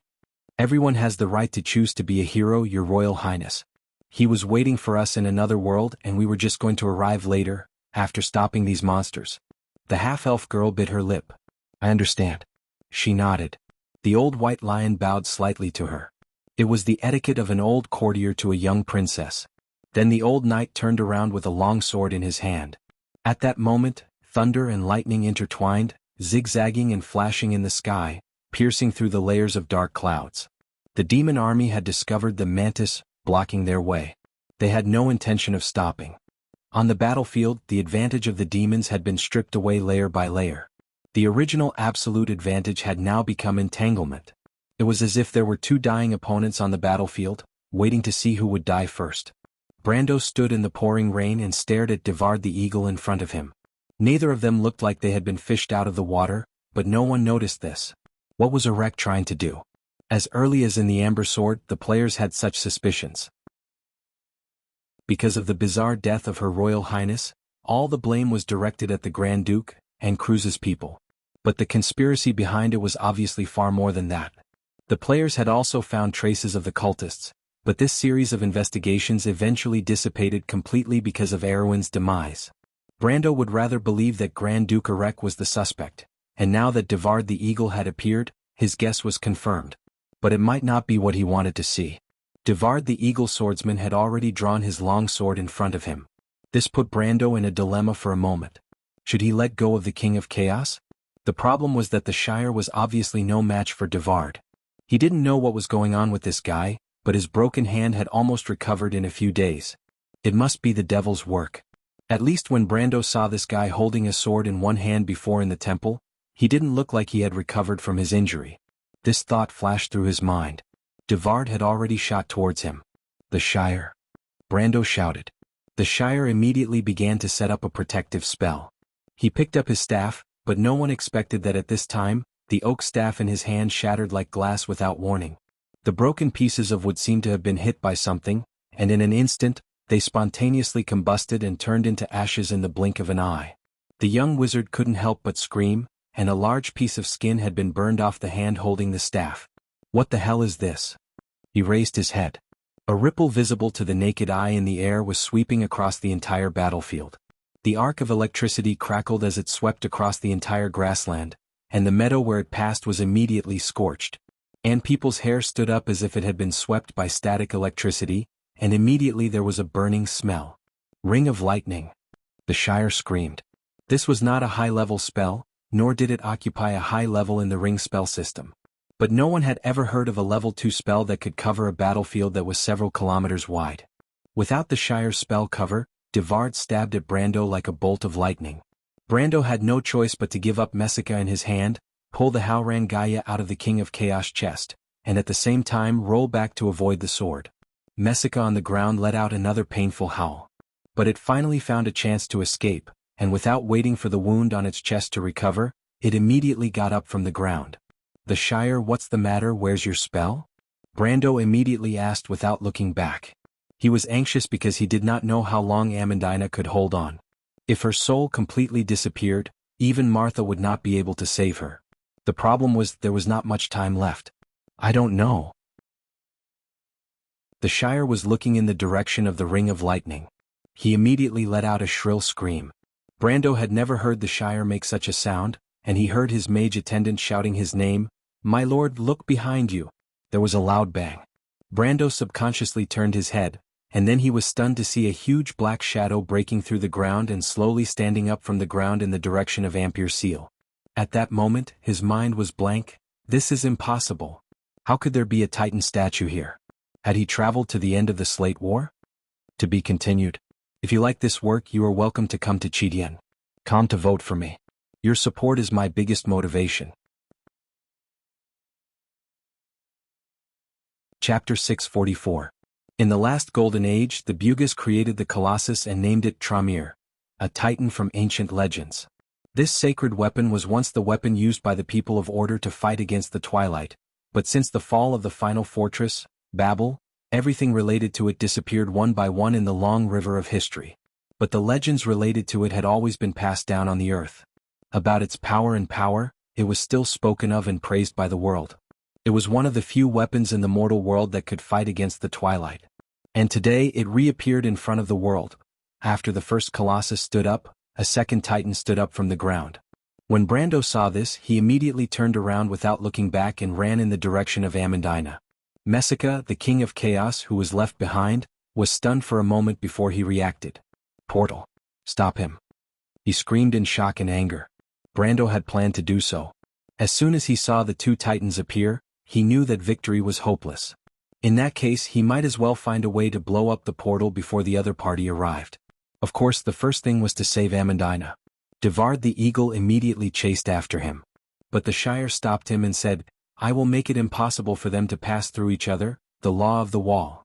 He used his uninjured left hand to cast a spell. The spell took shape and a wall of force field appeared between the two of them. The wall appeared so abruptly that Devard almost bumped into it, but his sharp reaction made him stop at the last moment. He turned around in midair and slashed the wall with his sword. There was a loud bang and the sword fell on the transparent force field wall. It only rippled but did not move. Devard had no choice but to step back and try to go around the wall from both sides. But this stop had already wasted the most precious opportunity. At this moment, Nicholas finally killed the last Longhorn demon. At the same time he noticed what was happening here. The great swordsman of Cypher turned around and directly swept his sword across a distance of hundreds of meters. The flaming sword wind slashed straight at Devard the Eagle. Although Devard the Eagle was known as a famous swordsman in Erech, he did not have the guts to fight Nicholas.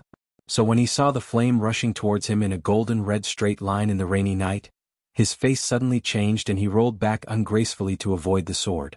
Of course, although he avoided the sword, his clothes rolled in the mud and when he stood up, it was as embarrassing as it could be. Devard had a bad temper and could not help but be furious. "Nicholas, are you going to betray Duke Cypher?" he shouted angrily. Nicholas was too lazy to pay attention to this idiot. The next moment, he appeared beside the Shire and stopped the King of Chaos, Messica, who was rushing towards him.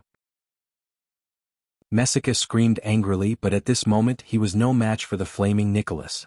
No matter how angry he was, he could only watch Brando rush towards the portal alone. Brando ran forward desperately. The Titan statue was the top creation of the Buga wizards. Legend had it that they, like the ancient giants, had the power of lightning. Although they were lifeless stones, they could turn into lightning and shuttle through the battlefield. The speed of lightning could be imagined by ordinary people, so he had to destroy the portal before the other party arrived. After a few steps, he found the body of Amandina. Amandina was motionless, her dress was almost soaked in blood. Although he was prepared, Brando could not help but feel pain in his heart when he saw Amandina's closed eyes and quiet face. She could have lived a stable life in Brags. Although she was poor, at least she would not have died an unnatural death. He knew that one day she would create her own magic power core and become the brightest star of Erewhon. But she had chosen to walk down this path with him. Even if she gave up the job she loved, she never complained about him. She would only stand silently by his side and tell him what a qualified noble should do. Although she was a little old-fashioned, she was full of kindness and expectation. Brando used to think that Amandina was a little too rigid, but it was not until he lost her that he realized that he owed this girl too much. He silently looked at Amandina's sleeping face, and called up the Planeswalker system, praying that Lady Martha still left him a glimmer of hope. But when he gently turned Amandina's body over, he was stunned. Amandina's blood-stained dress was full of shocking tears, as if to tell how cruel Messica's claws were. But that was it. Brando soon found that he could not find any wounds. Except for the 3 long and narrow tears on her dress that proved that the King of Hell's claws had scratched there, the skin under her dress was as white as jade, and there was no trace of a wound or scar at all. Brando blinked, almost thinking that he was hallucinating. He patted his face subconsciously, and then used his hand to test the temperature of Amandina's body. He touched the wound under her clothes. He was immediately startled to find that Amandina's body temperature was still warm. He was stunned. At this time, the noble lady let out a low and thin moan, frowned, her long eyelashes trembled slightly, and then she opened her eyes. Her dark pupils stared at Brando in surprise and his movements. As for Brando's motion, Brando half squatted beside Amandina, one hand passing through Amandina's torn clothes, and his palm just happened to press on her chest as soft as jade. The two looked at each other like this. Amandina's face was so red that she did not know how to describe it. She replied in a voice that was almost inaudible, my lord. Please maintain your status. You. How can you, in such a place? But Brando did not seem to hear and stared at Amandina dumbfounded. Amandina, you're not hurt? Ah. Amandina seemed to have just reacted and recalled everything that had happened before. She instantly forgot about Brando's actions, and a look of disbelief appeared on her face. I'm not dead? Amandina, who had always been shrewd, could not help but short-circuit in the face of such a strange situation. But how? My lord, am I dreaming? Is this the kingdom of the dead, or is this Eden of Lady Martha? No, it's not, Amandina, you're not hurt. No, I don't know what's going on. Brando felt that there were a lot of messy thoughts in his mind, but none of them were reliable. He was sure that he did not see wrongly, nor was he hallucinating.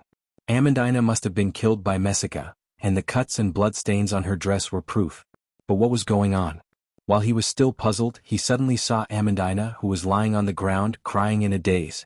The tears mixed with the rain and slid down her white face. Amandina? Brando felt a heavy blow to his heart. He completely understood the meaning in the girl's eyes. It was not shock, excitement, or tears of sadness, but uncontrollable joy.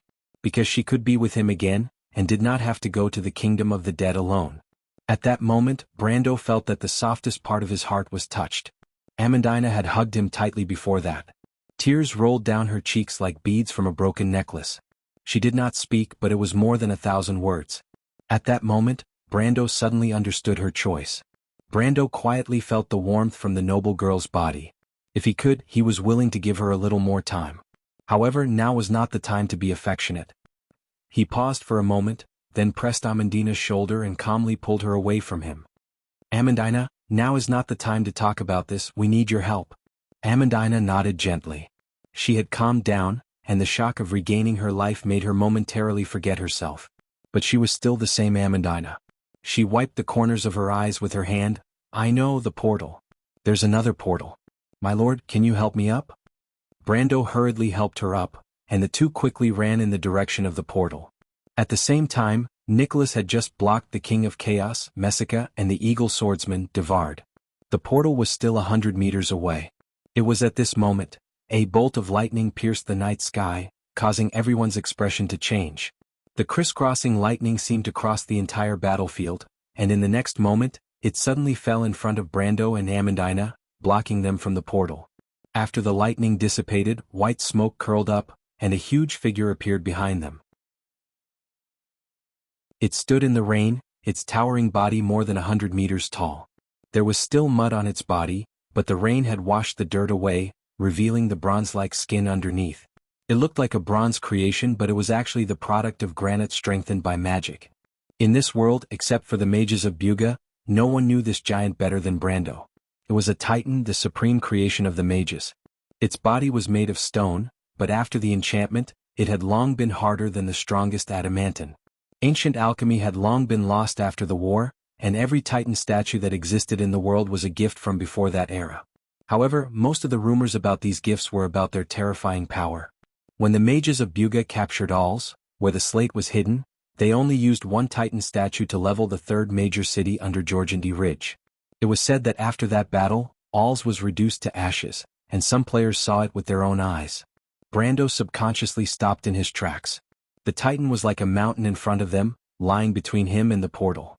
Although the distance was only a few feet, it seemed to be at the end of the world. Brando could not help but grip his sword tightly, and Amandina looked at him cautiously. But could he give up now? Obviously not. P.S. Today's first chapter, the rest are still in school. There's still a lot. Everyone vote for tonight's party. To be continued. If you like this work, you are welcome to come to Chidian. Come to vote for me. Your support is my biggest motivation. Chapter 645. Amandina, get out of the way, I'll attract its attention. Brando let go of Amandina's hand and said softly without turning his head. My lord, please be careful. Amandina replied, but in the end she obediently took a few steps back. Even though she had gone back and forth from the path of the dead, she had 1,000 words to say to Brando. But she knew that at this time she understood that everyone must do their best to fight against the fate that belonged to Erwin. Brando raised Haurangaya and let out a roar at the same time. He was like a lion charging at the Titan Colossus alone. It was an indomitable battle, and he was facing the Titan statue's mountain-like fist. It was a battle between ants and giants. The Titan's arm had turned into a bundle of electricity in midair, and a fist smashed towards Brando's position, but Brando did not dodge at all, but faced it head-on. Amandina let out a cry of surprise, and then covered her mouth. "Brando, are you crazy?" The elf lady could not believe her eyes. Electric sparks had exploded with Brando as the center, and then bloomed in all directions, one after another, like lines of fireworks. Brando was not crazy, of course.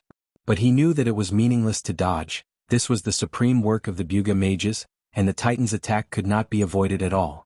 Instead of struggling in vain, it was better to decide the outcome in one fell swoop. It was either victory or defeat. There was no third way to go. Countless bolts of lightning pierced his skin like sharp blades, and then completely pierced through him. His skin was scorched and rolled, and his hair was on fire and burned. Brando moved forward step by step, like a giant moving forward in a storm, and nothing could stop him from moving forward. His HP dropped to the lowest limit in an instant, and his status changed from healthy to near death, and then 2 large words were written on it: dead. But Brando was still moving forward. His unyielding talent was like the last flame burning fiercely, and powerful laws poured into his body from the void, supporting his body and soul, allowing him to stand on the ground. The lightning storm finally passed. But Brando still held his sword high.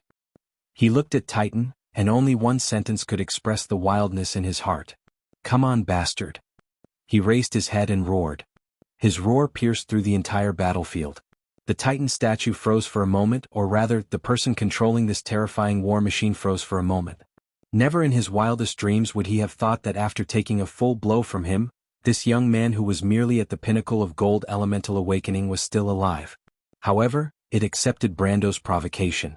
The Titan raised its left hand, and a bolt of lightning seemed to respond to its call, striking its palm from the sky. The surging thunder and lightning converged into a bright thunder ball in its palm. At that moment it was the god of lightning, the storm giant, Tramiel. Titan grabbed the lightning ball and stretched it as if it was a tangible object, turning it into a lightning spear. "Since you want death, I'll give you death." Lightning brought fire to civilizations and countless worlds, as well as the decree of destruction. Titan threw it forward, and the lightning gathered into an infinitely bright point that pierced towards Brando.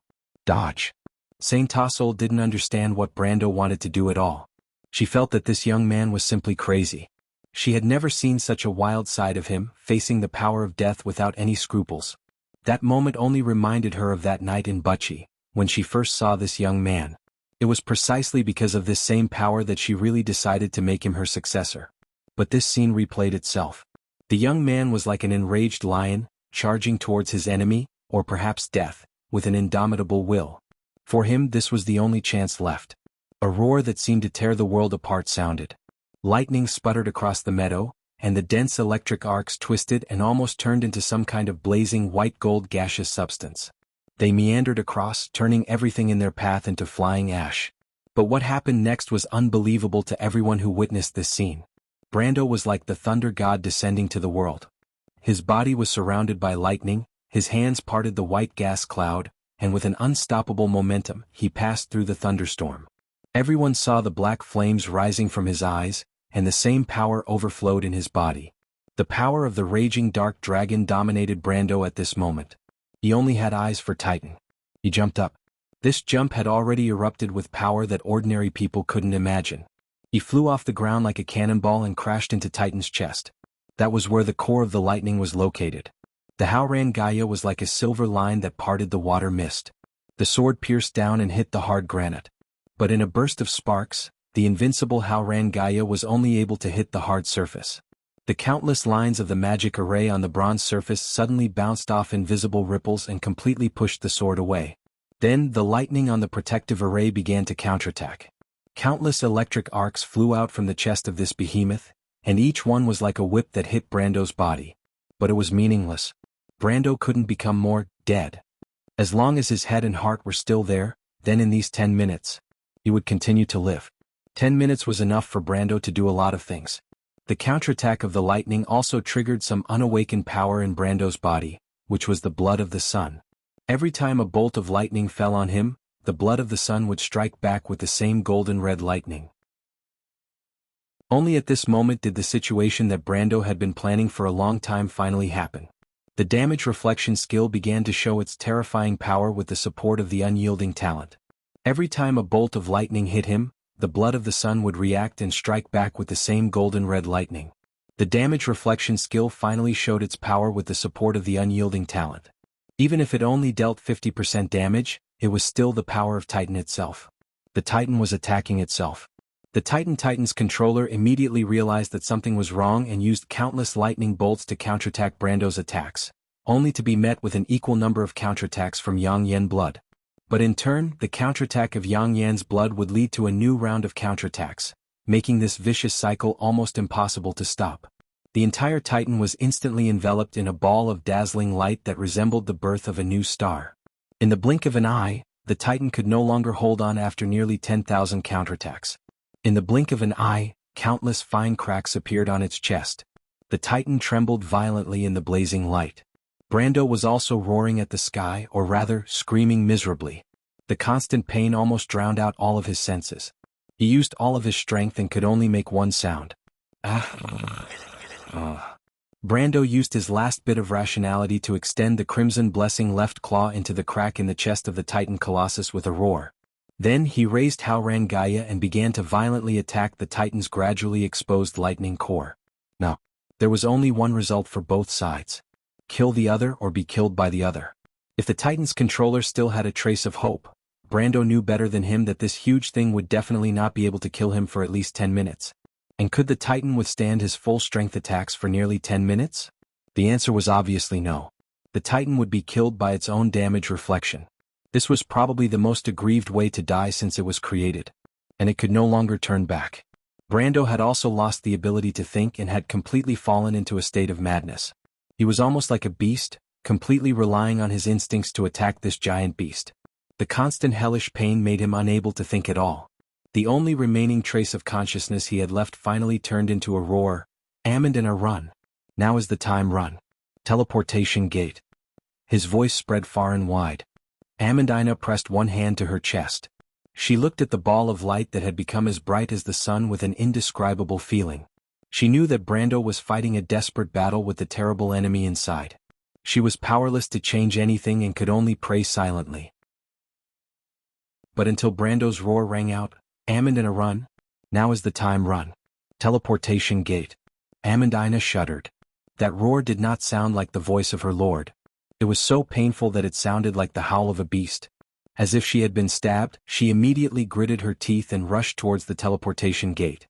100 meters was just a blink of an eye. But what she did not expect was that as soon as she took her first step, a dazzling electric light suddenly bloomed from the Titan Colossus. The light flashed violently, and then all the lightning was extinguished one by one. Amandina subconsciously turned her head, just in time to see Brando, who had lost his strength, fall from mid-air, turning into an arc and hitting the ground heavily. Ah! She let out a worried cry, and then noticed that the terrible Titan Colossus's body had cracked and was standing in place on the verge of collapse. You won. Amandina could not help but widen her eyes, but her heart immediately sank. Because she saw the Colossus stand up shakily again, as if it would fall and collapse at any time, but it was not completely destroyed after all. But on the contrary, there was no sign of life on the Lord's side. His Lord lost. Amandina felt an uncontrollable sting in her heart. She finally realized something and tears burst out of her eyes. Amandina had thought more than once that she might die in this war, that Erwin might perish, but she never thought that Brando would die. His Lord was omnipotent, like a hope that led everyone forward, but she never thought that even the last candlelight would be extinguished. Brando also did not think that Haoran Gaia was indestructible because of his elemental attributes, and he might have never considered that Haoran Gaia would break. And in fact, even under the Titan's attack, Haoran Gaia was still unscathed. But this misunderstanding made him forget one thing. Not every piece of equipment on him was called Haoran Gaia. When he saw his crimson blessing turn red, melt, and finally break under the lightning, he finally realized this. It's over. At that moment he only had one thought. Then he was bounced far away by the lightning and hit the ground hard. He felt as if he was embedded in the ground, and the unyielding talent was burning the last flame in his body, but it was about to go out. He was unable to move, his eyelids began to become heavy, and endless sleepiness lingered around him. Is it going to end? He wanted to look in Amandina's direction again, but he only saw a dark and narrow field of vision. Because of the ruptured blood vessels, his field of vision was blood red, like the scene before the end of the world. Everything seemed to have quieted down. In the silence he saw another bolt of lightning fall from the sky, and then turn into another titan. Misfortune never comes alone, it's completely over, he thought, until he heard a familiar crisp voice piercing through his dark thoughts. Brando. P.S. Chapter 2, thank you for your support in the past 2 months. There's more to come. I like sudden outbursts. To be continued. If you like this work, you are welcome to come to Chidian.com to vote for me. Your support is my biggest motivation. Chapter 646. Medusa Lysimachia stood at the edge of the pit in awe, looking at the supreme creation of the Buga wizard. The bronze giant stood in the heavy rain, then turned into a dazzling bolt of lightning and pierced straight into the sky, disappearing into the horizon in the blink of an eye. This was the highest masterpiece of magical skill, she thought with respect. But unfortunately, it was not the people of Georgindy Ridge who manipulated them, but the unlikable all-for-one believers. No one liked the cultists, and Lysimachia was no different. But for some reason she could only choose to endure. Even thinking of the demon lords who reeked of sulfur, the beautiful lady could not help but shiver. In order to divert her attention, she cast her gaze into the pit. The first Titan statue had already gone to the battlefield, and the remaining one was in the process of being activated. Lysimachia saw the human in noble clothes slowly walking towards the Colossus, and a ladder had been built. There were also many cultists in the robes of all for one around. It was like an absurd festival that belonged to them. Lysimachia suddenly remembered that the guy seemed to be a marquis or something.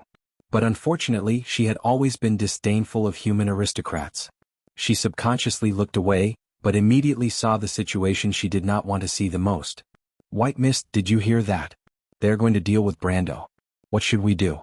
Brendel definitely won't be able to defeat such a huge stone golem, Romaine said with a little nervousness after careful calculations. Oh, what are you going to do? Well, I don't know. Can we fight our way in? What do you think? Then what should we do? Then there's no other way, Roman. Some things cannot be stopped by human power. But when you become stronger in the future, you can avenge him, White Mist replied listlessly. The merchant girl fell silent. White Mist, do you think Brando can beat them? She asked with some concern. He can't. That's a Titan statue. None of us is a match for it, and there are 2 of them. Accept your fate, Roman. Witches have to learn to see fate clearly and not change it. No one can change fate. White Mist replied casually. She was a contract spirit, and human emotions were unnecessary to her. I don't want to. The Roman shook his head seriously.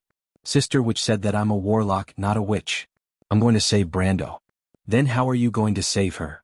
White Mist asked, looking at the Roman statement that she was a sorcerer. The merchant girl looked outside nervously as if she had made up her mind. I know, I'm going to snatch that stone golem. If you were a little stronger, it might be possible. White Mist replied calmly, every time I told you to learn the witch's spells, you would find all kinds of excuses. With your current level, you'll only get yourself killed if you rush out. No, the Roman shook his head and said as if to encourage himself. Brando said that the Roman will become a great businessman. Brando wouldn't lie to me. Roman. Huh? You're such an idiot. The merchant girl laughed. Brando said the same thing, but the Roman is actually very smart. Some people were smart because they could see through everything. When the fog of the future covered the eyes of mortals, only the wise could reach the final result. But some people were smart because they could see through their hearts from beginning to end. Only a few people would understand what kind of ideals and beliefs they were pursuing tirelessly. For Medusa Lysimachia, perhaps she had never thought about what she wanted to pursue. For the inhabitants living in the dark underground of Georgindy Ridge, just surviving was a precious thing.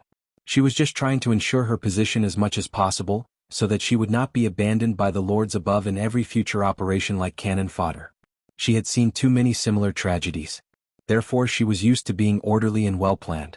Every step she took had to be done step by step so that she wouldn't fall into an abyss of eternal damnation because of unexpected changes. Until now, her plan had given her the greatest reward.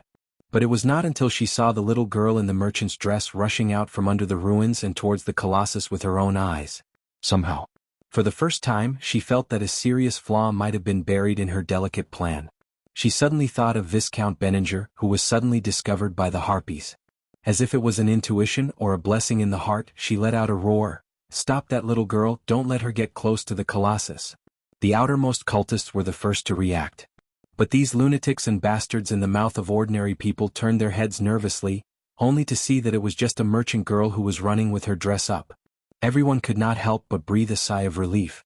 They even secretly blamed Lysimachia for making a big fuss over nothing. She was just a little kitten who had lost her way. The cultists next to her subconsciously stopped and looked at their companions walking in front of them to stop the little girl. They all looked like they were watching a good show. But they were about to regret it. "Roman, deal with the one on the left first." White Mist was as calm as a machine. She had no ability to fight, so she turned into a bow tie and tied it around the merchant girl's neck. But even if she turned into a bow tie, the contract spirit could still observe the surroundings without hindrance. The merchant girl took out a small cage and pointed at the cultist who was blocking her. "Caged bird, who gave you the wings to break free from your shackles?" With a flash of light, the cultist who tried to stop her disappeared, and everyone saw the figure of the unlucky guy in the girl's cage. "Witch!" Someone screamed immediately. "Be careful, she's a witch." The cultists finally reacted, but it was a little too late. The Roman had already passed through the place where the person was originally standing. Because the others were not on guard at all, the merchant girl had lowered her head and entered the first line of defense. Roman, the little noble next to the Colossus. Only then did the cultists turn around to give chase, but the merchant girl had already raised her head, took out a small wax figure and chanted, "King's chariot shift." The next moment she appeared where the little noble was originally standing, and on the contrary the guy had swapped places with her. At this moment the cultists pounced forward, and immediately pressed down on the somewhat plump noble who screamed miserably at the bottom. The merchant girl was close to the Colossus, and then she saw the ladder clearly. The bad guy she knew called Marquis Yoakum was climbing up the ladder quickly.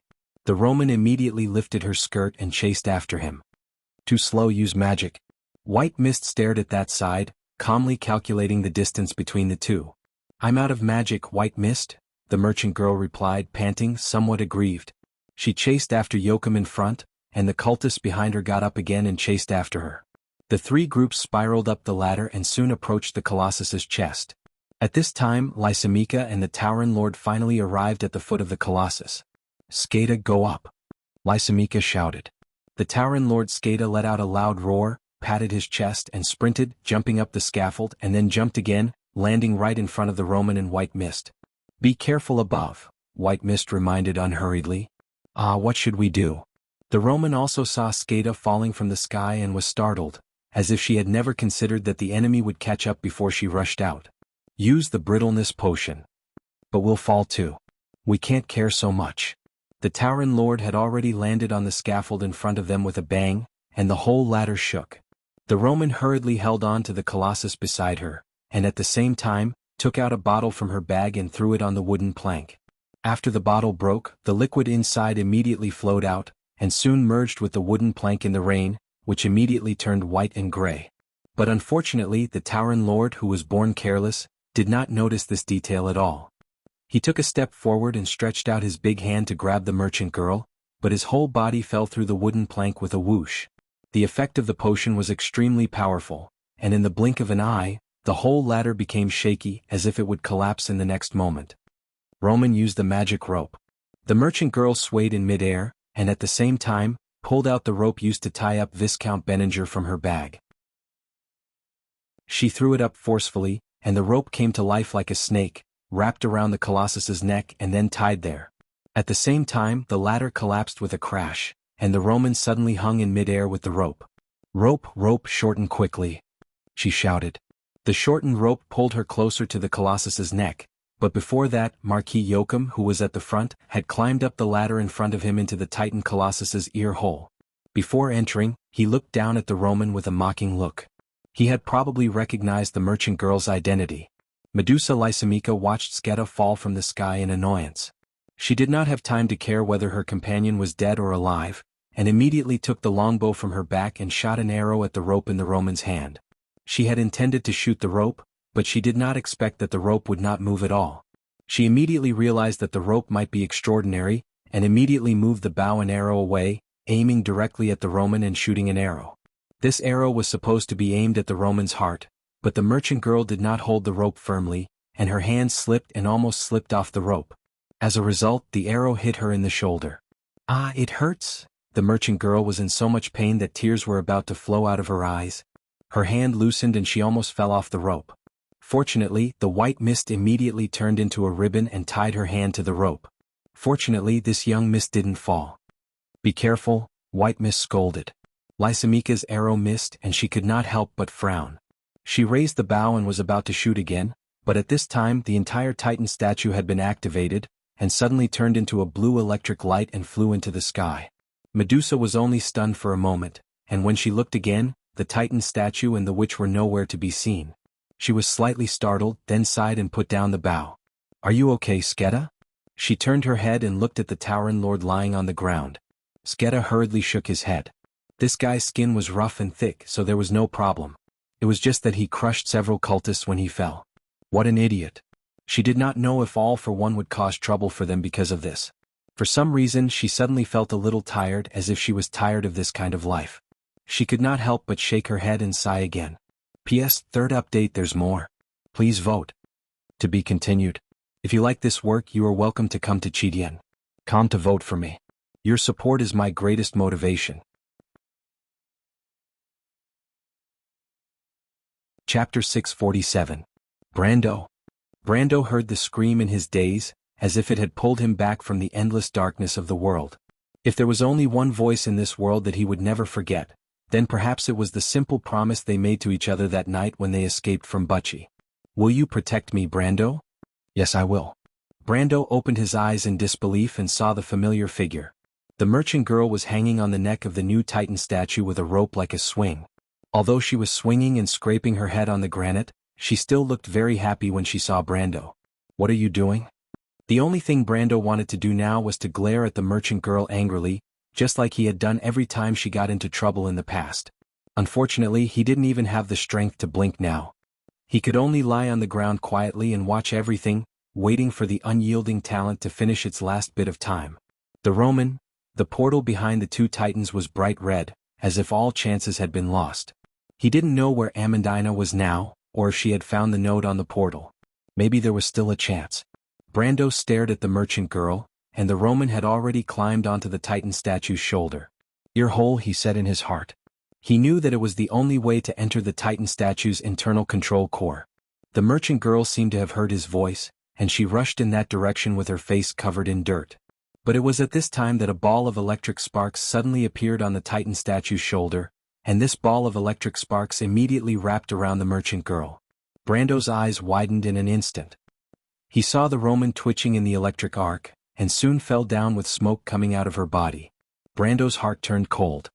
He breathed heavily, and regret was injected into his heart like poison. He thought that perhaps without all of this, the merchant girl, Amandina, and the others, perhaps they would have their own destiny. But it was only for his one wish. Everyone came here. But in the end nothing could be changed. Had he really made the wrong choice in Castle Abes? He closed his eyes and Sifrid's pure eyes appeared in his mind. If he had to choose again, what would he choose? Brando didn't know. He opened his eyes for the last time, as if to say goodbye to the world that had brought him a brief but unforgettable moment. At least he wanted to take one last look at the Roman, at the merchant girl, whom he had promised to become the greatest merchant in the world. But he went back on his word. However, what he saw made his heart clench violently. He saw the merchant girl struggling to crawl towards the Titan's ear. She was just a little bit away. "Roman, she's not dead." The manipulator of the Titan statue seemed to have realized the danger as well. The huge stone statue actually raised its left hand and patted its own shoulder. At that moment, Brando's heart was in his throat. He was afraid that he would see the scene that he had imagined, but he did not expect the giant statue to slap him in the face. Ha! Brando was ecstatic. The manipulator of the Titan statue was a rookie. He felt like a death row criminal who was told that his sentence was suspended before his execution. That kind of emotional roller coaster almost made him breathless. At this time, the Roman had already crawled to the ear hole, whimpering. Marquis Yoakum tried several times but could not reach that position. The other Titan was still slowly recovering from the fatal wound on its chest. In desperation, he had to walk out of the ear hole with his sword, ready to kill the merchant girl with his own hands. In his opinion, how could a witch who had been electrocuted half dead have the strength to pose a threat to him? If she had the strength to cast spells, she would have rushed in long ago. He walked out with his sword just in time to see the Roman crawling into the ear hole. The Titan's ear hole was like a small cave, and the merchant girl's position was at the entrance of the cave. Marquis Joachim could not help but shake his head in disdain. Victory was already in sight. He did not have any nostalgia for Erwin's position at all, because only All for One could bring him true glory. The sacred work had been going on in Erwin for a long time, until today, everything was about to be reaped. With such a messy thought, he walked over and stabbed the Roman with his sword. But it was at this time that the merchant girl suddenly raised her head. Marquis Joachim had never dreamed that he would see such a scene. He saw a pair of eyes, pure black, without any whites or pupils. It was like a pair of black holes, as if to swallow his mind. He was shocked and subconsciously wanted to retreat, but it was too late. Suddenly, the merchant girl reached out and grabbed his neck with frightening strength. Then she said in a changed voice, "Who are you?" Marquis Joachim dared to swear on his life and all his reputation, if he still had any, that he had never heard such a terrifying voice. It was like the wind blowing through the rocky valley, making people feel cold all over. He shuddered subconsciously. "You are not her. Who are you?" He heard a sneer. Then there was no then. Marquis Joachim, the brother of Erwin's previous king, tilted his head and completely lost his soul. The cave seemed to be quiet for a moment, and then the Roman crawled up from the ground. "It hurts? White Mist, are you there? What just happened?" She stared blankly at the lifeless corpse of Marquis Joachim, who was lying on the ground with a baffled expression. White Mist was silent for a moment. "There seems to be something in your body," she replied coldly, "but now is not the time to talk about this. Hurry up, your little boyfriend is going to die." Ah. The Roman was shocked and hurriedly got up and limped to the control room. Almost no sound could be heard on the battlefield. It was difficult for Brando to raise his head to see the situation on the princess side. He only saw countless demons crossing the battlefield, like a crimson sea overflowing the two titans, and finally approaching the portal below. Amandina stood by the door in a daze, as if waiting for the final moment to come. The presence of sound in his perception had become weak. He stared quietly at the Titan statue, which had stopped working for some time, and beside it, another Titan was standing up shakily. Its body was full of wounds caused by Brando. If you didn't see it with your own eyes, it would be hard to believe that a construct creature could continue to work in such a broken state. But this was the highest work of the Buga wizard. But Brando was still waiting. He was waiting for a final answer. The answer came quickly. All of a sudden, the Titan Colossus that had been in a daze by the teleportation gate began to move slowly.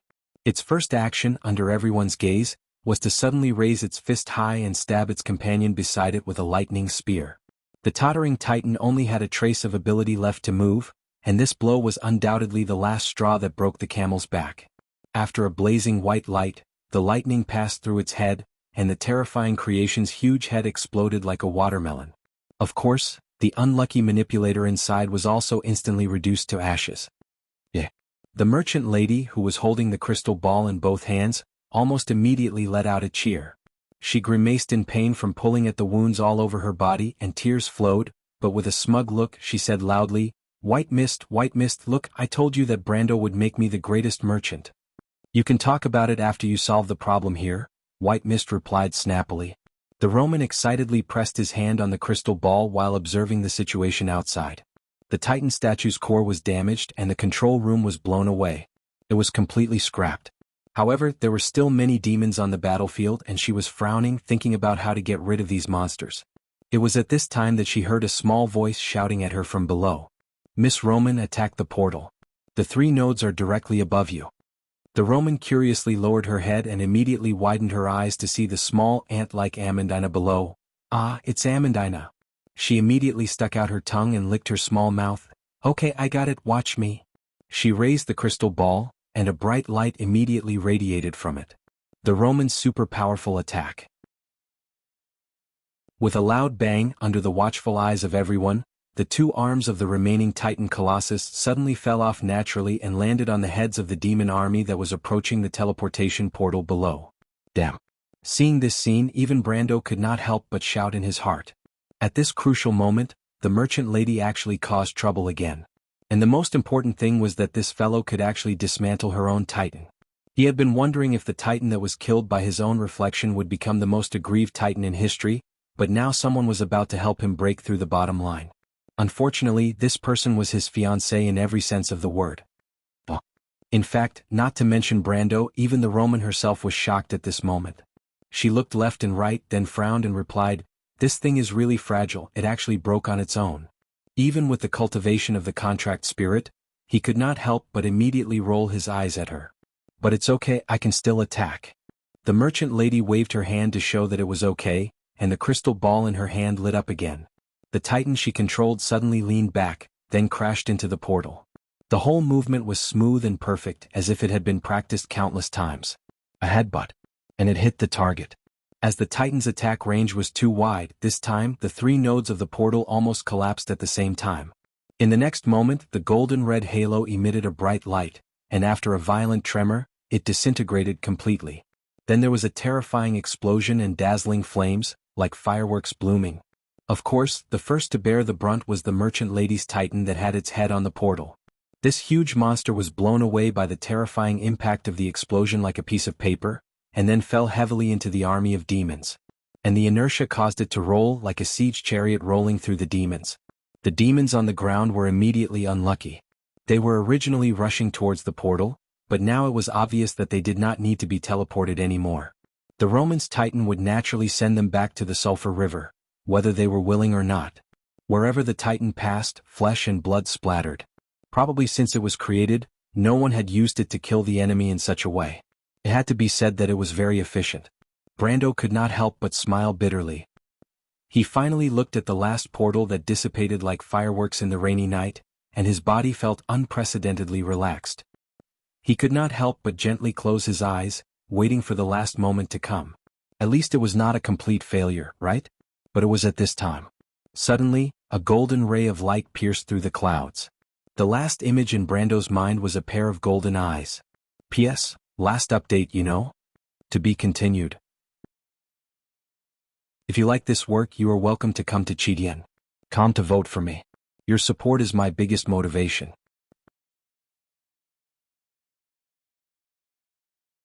Chapter 649. Fort Bunuo was like a guard standing alone on a lonely land, with lightning falling from the clouds outlining its edge. The veteran looked down at the approaching end of the battlefield, and in all directions, the human army retreated from the plains like a tide. The soldiers who had lost their ability to move could only wait for death in the pile of corpses, and the crimson fireworks in the sky were like the light in their eyes. In his enlarged and narrow field of vision, the sky and the earth were curved. The entire battlefield was a crisscrossed ruin. Broken weapons, armor, tattered flags, and the corpses of the guards were stacked together, forming a strange doomsday-like scene. Even the clouds had turned scarlet, and the lightning was like thorns that coiled around them, occasionally lighting up this world. It presented its most real and terrifying side to the eyes of the human coalition army. From the vicinity of Mideo village to the very edge of the forest, there were fleeing defenders everywhere. Against the gray background, the crowded heads were only the truest portrayal of this moment of defeat on the battlefield, or the last moment of despair. The female knight stood behind a parapet, observing the situation outside through the gap in the battlements. The demon's attack seemed to be launched from the horizon.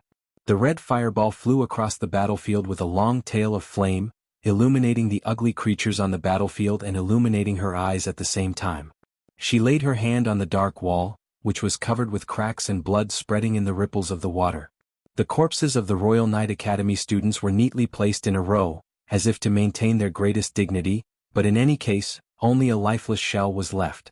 No one had ever experienced such a terrible war.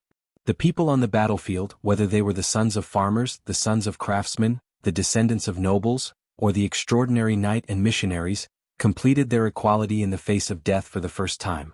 There was no difference. Freya even heard someone sobbing in a low voice.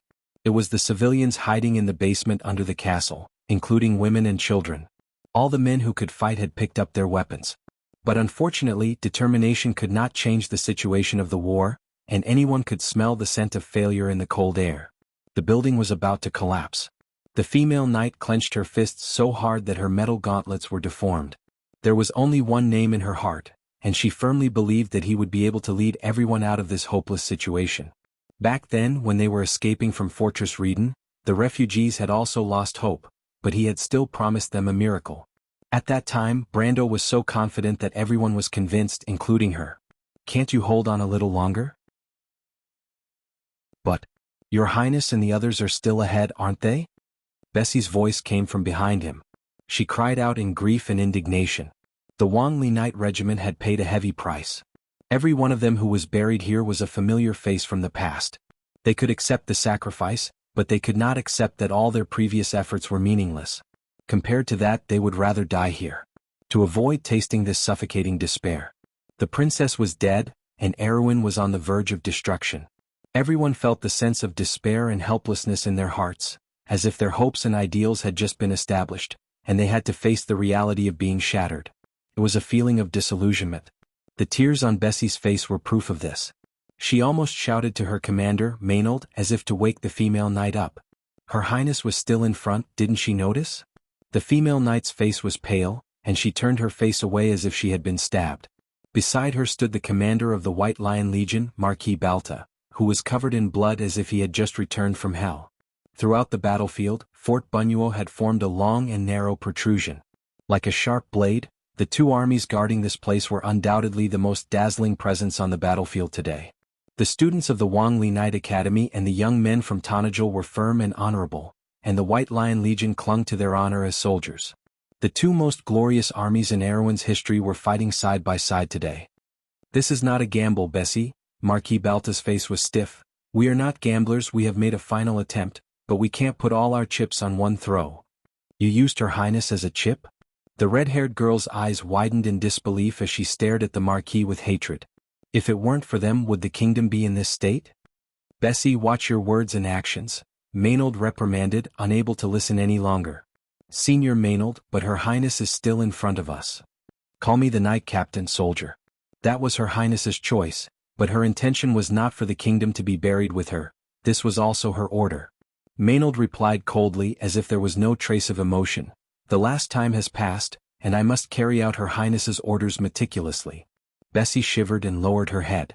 Maynard raised her head and looked at the figure of the female knight on the city wall. In her impression, the future Valkyrie of Erewhon was gentle and even a little timid, no different from a girl from the countryside. But today she suddenly found that she could not see through her.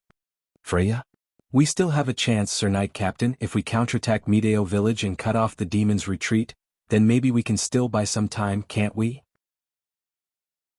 Freya's gaze passed through the entire battlefield, and the famous battles in history appeared in her mind one by one. Only at this moment, she was no longer the young girl, but the Valkyrie of Erewhon. Her thoughts were clearer than ever, as if she recalled the days in the Royal Knight Academy. When everyone was resting, she was the only one practicing swordsmanship, just to catch up with the progress of the others. When everyone was asleep, she was the only one reading the famous tactical battles in history, just for an ideal that Brando had promised her.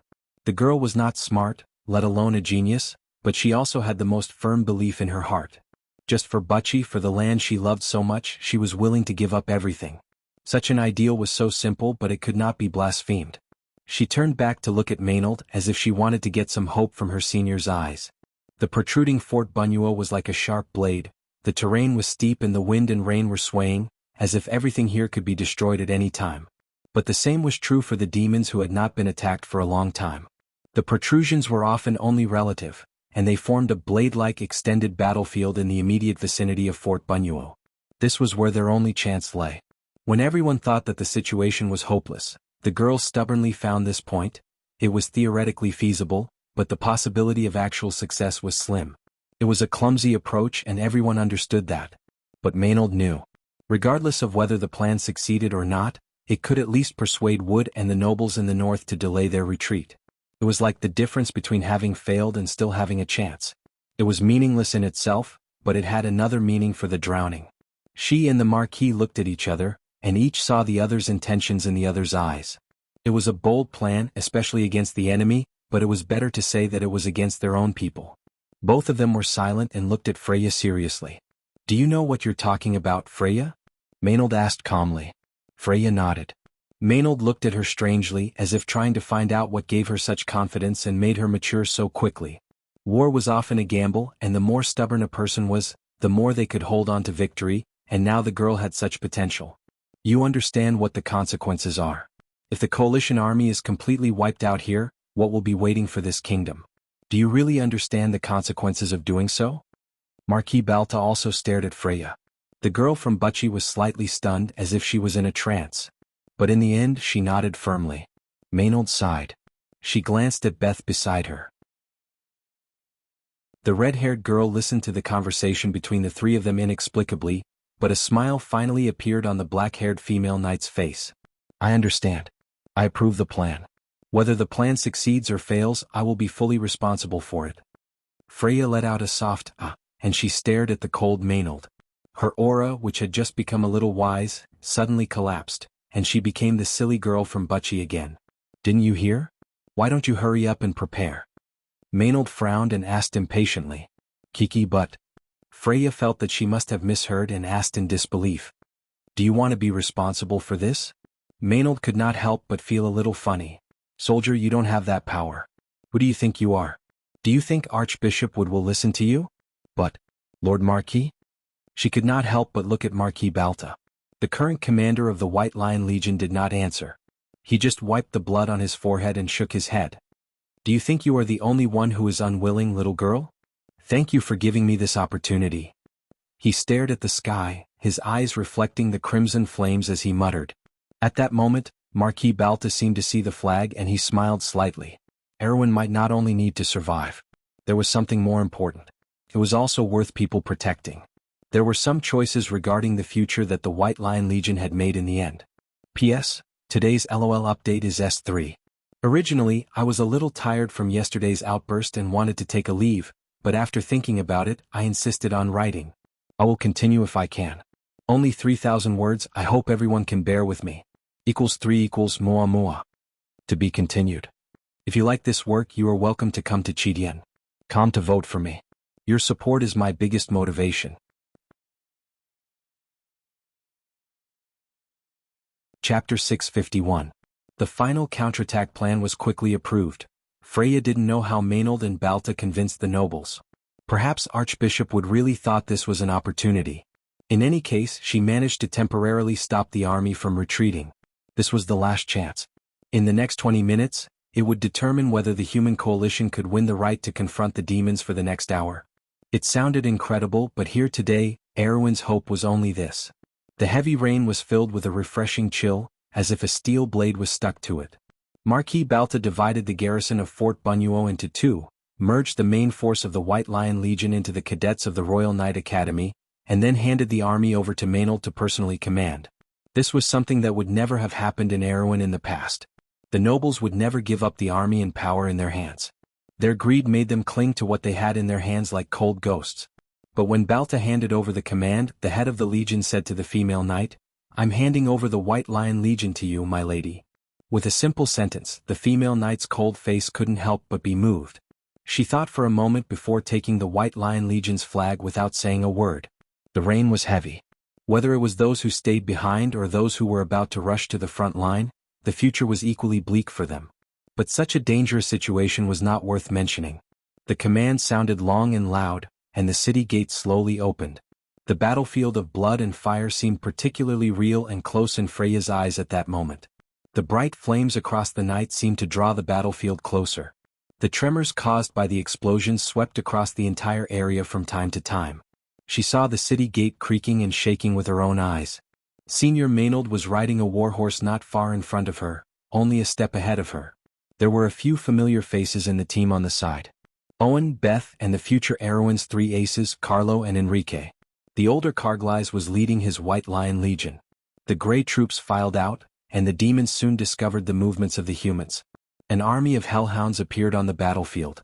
But Freya looked into the distance, and there were traces of brute devils in the sky again. The demons seemed to be coming for Fort Bunuo.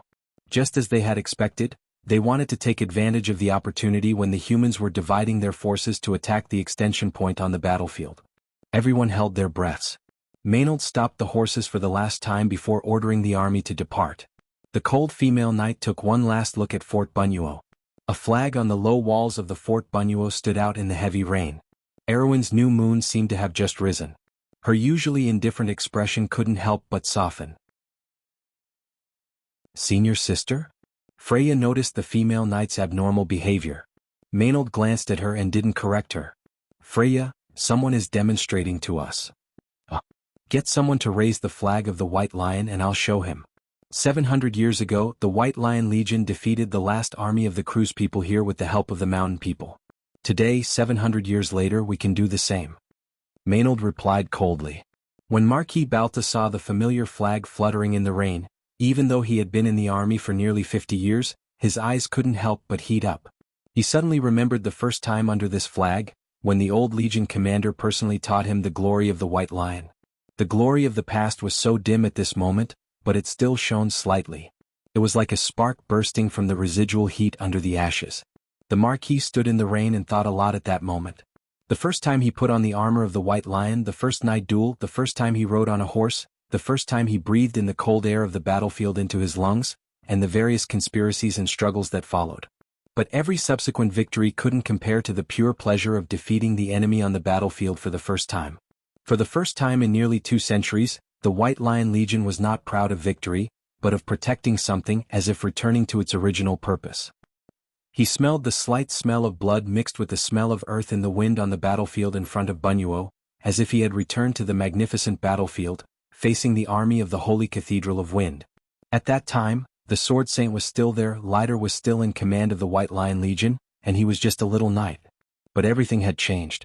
Whether it was the flag fluttering on the battlefield, the coat of arms of the knight, or the faces around him, everything had become different. Legion Commander, the demons have begun to attack. You don't have to report this to me, I can see it, Balta replied. The demons on the field were like a red tide, and as far as the eye could see, they were densely packed with those ugly creatures. After the last attack, Fort Bunyuo had a few minutes of respite, but now the demons had discovered the humans' intentions and were ready to take this opportunity to pull out the spike that had pierced their throats in one fell swoop. After the division, the strength of Fort Bunyuo had become even weaker. But the soldiers who were chosen to stay behind had no complaints. Most of them were the older and more experienced group of the White Lion Legion. These people gathered on the city wall with a generous heart, and their silver-gray armor formed a thin human wall. Troglodyte slave soldiers detected, expected to enter range in 1 minute. Pay attention to the brute demons in the air, lift the rainproof cloth on the ballista. The city wall is in position, block the gap. The commands were passed down one by one, and the messengers roared at the top of their lungs, as if they were using all their strength to shout out the last trace of courage. A wave of arrows swept over Freya's head, and she and everyone around her couldn't help but shrink their necks. There was a road for carriage traffic near Fort Bunyuo leading to Mideo, but that road had long been blown up by the demon's spells, and the soldiers had to move along the riverbed of a stream. After crossing the bottom of a stone bridge, the walls of Mideo village appeared in sight. Behind them, traces of cave lizard archers could be seen. It was an underground creature that looked a bit like the lizard men on the surface. However, they had brownish-yellow skin and pale eyes, and were more adapted to fighting in the dark. But there were more imps, and Freya could see their disgusting crimson skin at this distance. "Knight Captain, there's a group of hellhounds behind us," someone shouted in the wind and rain. "Don't worry about them, tell me, is the flag still there?" Someone looked back in the direction of Fort Bunyuo. "Knight Captain, the flag is still there." "That's good, let's move on." Another wave of arrows rained down, and the row of White Lion Legion soldiers in front fell to the ground. Then 3 ballistae whistled through the crowd, one of which flew past Freya and hit Bess behind her. The straightforward girl screamed as she was dragged out of the horse and disappeared into the darkness in a flash. "Bess!" Freya let out a miserable cry. But Maynard shouted coldly, "Don't worry about her, any of us could die here. Keep moving forward with the will of the dead, everyone, don't look back." The White Lion Legion's flag was passing through the battlefield. Marquis Balta was covered in blood as he watched the sacred White Lion become smaller and smaller in the rainy night. An old man in the White Lion Legion once told him that the White Lion had a soul. Back then, it had promised King Eric to turn into a heroic spirit to protect the White Lion Legion. Therefore, the soul of the Legion was entrusted to this lion. Of course, this was just a legend. Marquis Balta never believed such a ridiculous rumor, but he had to admit that such a soul did exist in the White Lion Legion. But it was not entrusted to the lion, but to everyone in the Legion. The cavemen had been repelled, leaving corpses between the broken walls.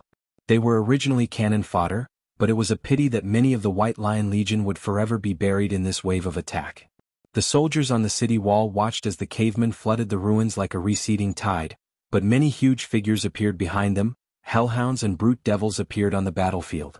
The second wave of attack came in the blink of an eye. Be careful of the sky. Martha above, there's no end to this. Someone looked at the ugly creatures in the darkness and could not help but mutter, do you think the nobles behind will come to support us? You're daydreaming. A burst of low laughter filled the city wall. In the midst of this laughter, Marquis Balta wiped his face and turned back to ask, where are we now? It seems that we have reached the predetermined attack location, my lord. 10 minutes left. Balta nodded. What answer could they give in 10 minutes? Perhaps no one on the entire battlefield could give a clear answer. Hundreds of cave lizard archers were skillfully shooting on the temporary wall of Mideo village. An orange light shrouded their heads, providing both magical protection and preventing the rain from dampening the longbows. To be honest, this was a little redundant in Maynard's eyes. They had no long-range attack ability at all. The humans had run out of ammunition and food, and their high-level combat power had been wiped out. Grey Sword Saint Mephistopheles and the powerful vampire under that guy had lured the Demon King away from the battlefield, but the remaining Holy Cathedral Knight of the Holy Cathedral of Fire was getting fewer and fewer. Master Fleetwood was in the sky restricting the demon's air force, but his ability to delay was significantly weakened.